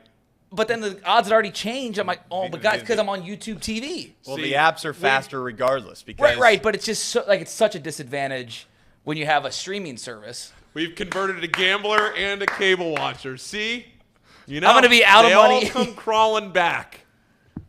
It's true. But parlays are electric. Same game parlays. Like LSU, I had Sheboy 17.5. LSU had to at least score 64.5. Bam, bam. And then they had to win. I had them on the money line, and they failed on that. But it is fun for just Texas Tech was the worst. hoping for just random things to happen, like Sheboy to get like 14 rebounds. Like, oh, that's 13. Need two more. Let's go. Giannis screwed me out of a parlay last night. I needed him to score 30 and 13, and he had like 52 and 11. Oh, tough. Hey, but you hit a hockey one. I did. Seho knows puck. Seho. Puck's on net. Odd score after one period. Rangers money line, and then some guy from Sweden to score a goal. He wears number 93. You know what I genuinely love about people that are just getting into gambling is they get on these sports books and they find the craziest bets, like Seho current betting, score. Seho betting an odd number of goal, an odd score at the end of the first period of a hockey game of the Rangers game. That's awesome. And then the correct score. Casey does it too. Casey will. I'm gonna hit a correct score one day. Like two sacks and a fumble. Oh recovered no! By some defensive player. You're just like, oh god. Do you see the latest burner in here? Brandon Seho's mustache. Love it. I will say this last night, boys. The system played. It was pretty well. I mean, it hit on a lot of bets. It just missed on the few that we were on, which is really disappointing because I don't know if you've seen our Seattle Kraken last night. They won 5-2. They covered 2.5. Easy, boys. Easy money. I'm going to have to start looking around the other leagues. I'm going to have to start checking out the system in these other leagues because NHL, we might be onto something. And I rode the parlay in the Discord that you put in there. Like you said, you used the free bet on it. I did the same thing. Yeah. I used the free bet on it too. But like on a more serious note about that parlay, like if you had just taken all of those straight up as picks, as straight picks, then you're plus 1.4 units on the night, which any time that you finish a night, plus 1 positive units and 2 at least 1 unit positive, that's a great night. Think about that. You go through a whole year, you're up 1 unit every day. It's good. You know what we sound like in here a little bit? man. We do sound like degenerates, which maybe we are. And we also maybe sound like people that need some help. I promise you that we're responsible. Having said that, what we also sound like are the guys at the gas station that are scratching the scratch-off tickets right next to the machine. Some of them don't even scratch them off. They just scan those damn things. This is way better than scratch-offs. They literally buy the roll. They're like, hey, I'll take $20 on 2 and 10 on 5. They get their things and they go over there and they just start scanning them. They don't even waste their time on scratching them. We're starting to slowly migrate towards that group of people, so we need to keep an eye on that. But I will say it's wildly more entertaining than scratch-offs, and you have much better odds than scratch-offs and Keno. So we are, somewhat more responsible than those Keno type of catching degenerates. a stray there. Keno just catching a That stray. pains my heart. But blackjack too. I mean, like I love playing blackjack, but I just barely played any last year because I kept thinking to myself, in a year we're gonna have sports betting in Ohio, and I don't want to waste my money on chance when I can give myself at least a shot to win. Right, this. use your brain. And Sir Boy, get in the Discord if you want gambling advice or you want to. Get in the Discord, Sir Boy. Yeah. So, a phrase. So we have so many words for money in the English language. The phrase that is so commonly referred to for money in gambling is coin. Throw a little bit of coin on that. Yeah. I'm gonna plead a case for something else. You know what phrase I like for money? I like calling it scratch. Like I got some scratch on that one. I got a little bit of scratch. Can we start saying scratch? Scratch. Like I'll throw a little bit of scratch on that live money line. I've never heard that, but I'm in. Never heard. I got some spare scratch. Like I got some scratch. Yeah. What's the term used when you start to put words together that have the same first letter? Again, English, not a good language. Jolly Jolly's telling me, hey, no more double negatives. Jolly Jolly, I got news for you. I'm going to do my best, but there's no guarantees. But you know what I'm talking about. When you say it again, they go in a rhythm? They go in a rhythm. It's like the first letter's the same on a couple different things that you would traditionally say. Maybe the chat will help us out. Maybe they will not. Blanking on this. But you know what I just thought of? Paul likes to use the term sprinkle. I think we should start saying, let's sprinkle a little scratch on that. Let's go. You know what I'm saying? I like that idea, Reader. Trademark that. Yeah, we sprinkled a little scratch on Texas money line when they were down 20, just a little bit. And let me tell you what, and I just put this in the chat. Tonight is last alliteration, Alex. That's what it was. Thank you, man. We had a ton of fun in the Discord last night. A ton of fun tonight. UConn at Providence. Ooh, don't steal it from me. Duke at NC State. Oh. Illinois and Northwestern. That's kind of a Debbie Downer. Penn State and Michigan. Low key. Penn State fiery this year. Penn State having a great season. TCU at Baylor. Missouri at Arkansas. Is Missouri for real? Arkansas plays a fun game. We have another fun night in the Discord coming tonight. Any Australian hoops? I'm sure we can find you some. All right, so here's what it is. So everyone, this is a show sponsored by Betfred Sportsbook. So everyone has their quote-unquote locks of the night, picks of the night. Similar to how these NFL people kept saying in the hunt for years. They started figuring out different ways to say in the hunt. Well, we're going to call it on here instead of picks of the night, locks of the night. We're going to go in the vault. We're in the vault. So everyone, let's get a pick going. I know we've already looked at the lines a little bit. I'll start us off. You mentioned the games tonight. I'm not even looking at the system that we keep it to. I saw UConn minus 4.5 going to Providence, tough place to play. But UConn, team coming off of a loss, I like them to win that game. I like them to win that game and cover. So Trace has his system that he's talked about a lot. I have a system that I look at for college basketball. It's just college basketball, so I don't have any problem talking about this.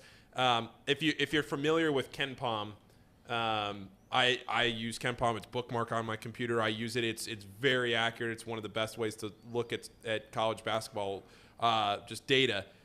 They predict every game in college basketball. It gives an automated prediction, and it gives a final score prediction as well.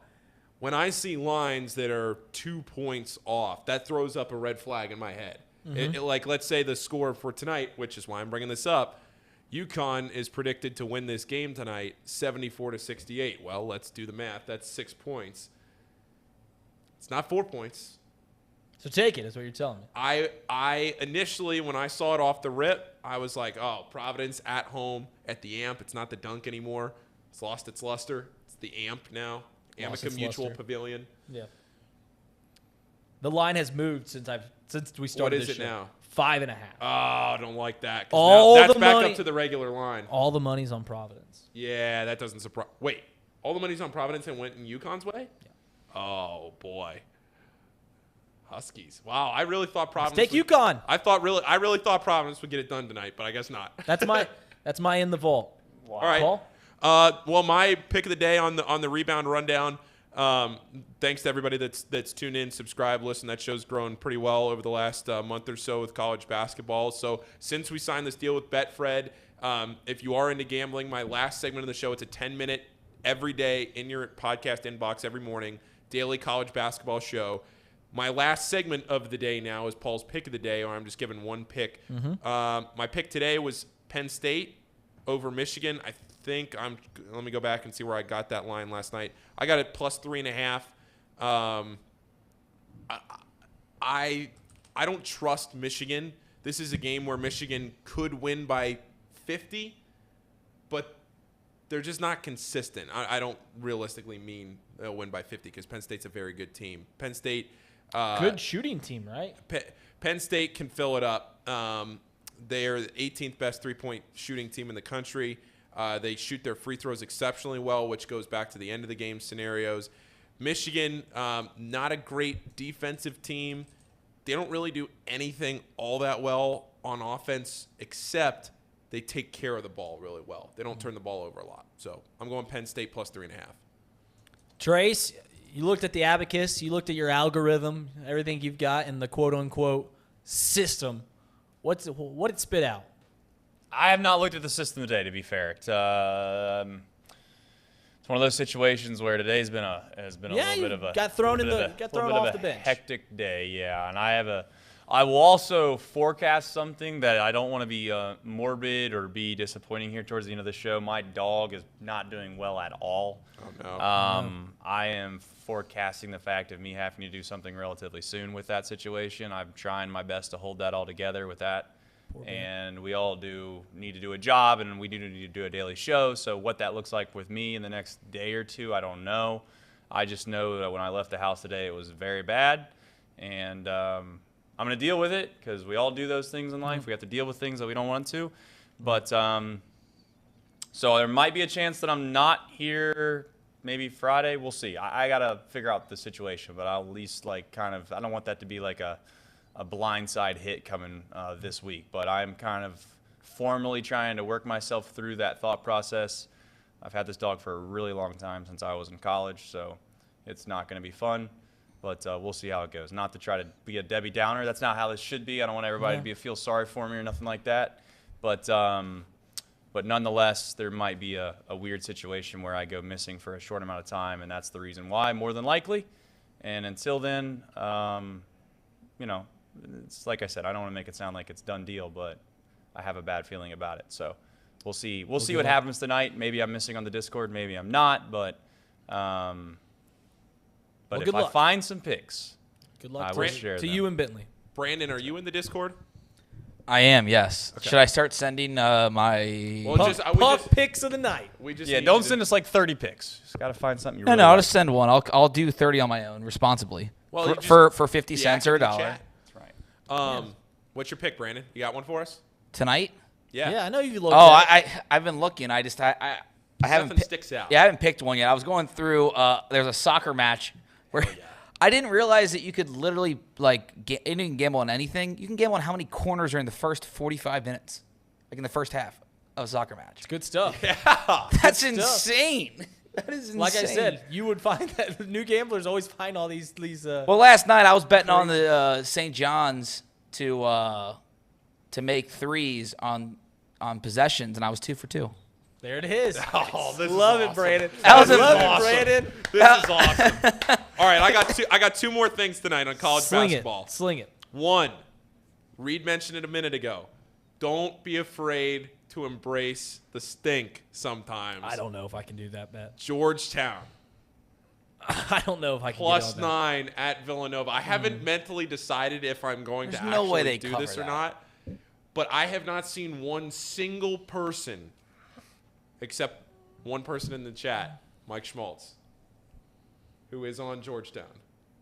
Schmaltzy's a sharp better, too. Schmaltzy was all over last night. Schmaltzy, let me tell you what. Schmaltzy is going to come out, and for people in the Discord, you'll know what I'm talking about. He's going to start throwing winners around, and when Schmaltzy's going to suggest one very specific sport that he is very familiar with, you take it. You listen. He will hit at an unbelievable You rate. listen. He covered last night on an 8.5-point underdog by like 24 points. Oh, my God. It's unbelievable. The man is sharp. So get in the Discord for that. But Georgetown, and then the other one, if you want a late one, stay up with me. I'll be on it. Colorado State, Nevada. God, don't bet on the 10:30 Rams. FS1, Sorry, Brendan. baby. Let's go. You're going to be popular with Brendan. Let's go. All right. So that was in the vault. Let's get to Wheel of Lunch unless Trace has one. Here's the thing about the Wheel of Lunch. Uh-oh. You don't know how to pull it up on the screen? I can probably make this happen, but I would just suggest that we don't do it because there's another thing that's going on right now, which is I have a guy outside with Safe Flight Auto fixing my windshield. Okay. I just got a text that he's done. So I'm going to have to go. We the gotta chances of you guys figuring out how to put the Wheel of Lunch in here, I know, are next Slim. to zero. I don't even know how to turn off the stream. Come on, no. Click the thing. Click what thing? Oh, it's a website. Never mind. He didn't set it up. it's a website. He didn't So, set it up I mean, first. I would generally say this. If I'm here Friday, Casey's not available to have it done, I will prepare like I'm in this seat. Hopefully Casey's feeling well by then. If he's not, that's okay. We don't want him to come back until he feels great. But I will have a Wheel of Lunch Friday for sure. But we'll figure it all out. There's a lot of moving parts right now. It seems like we have not had our what do they call it, sea legs or A team together for what seems like a week and a half, 2 weeks. Tom's been out, and then obviously we've all kind of been shuffling around, figuring it all out. But you know what? Hey, that's what good teams do. They find ways to win when you're not at your best, right? Isn't that what they say? Casey's best friend in the chat, Thomas, shows melting down without my boy. Casey threw in a super chat earlier. One more. Sorry. DePaul tonight. DePaul. The bottom two in the Big East tonight. DePaul and Butler. Casey is a glue guy. Starscream said, is Casey the glue? Absolutely is a glue guy. Yeah. So we'll finish it up by just saying, let's just go get McAllister's. Wow, you're not going to. I mean, you're speaking my language there. I've been on the wheel. begging to I'll go go there to for McAllister's. weeks. All right. See you guys. This has been Box Lunch.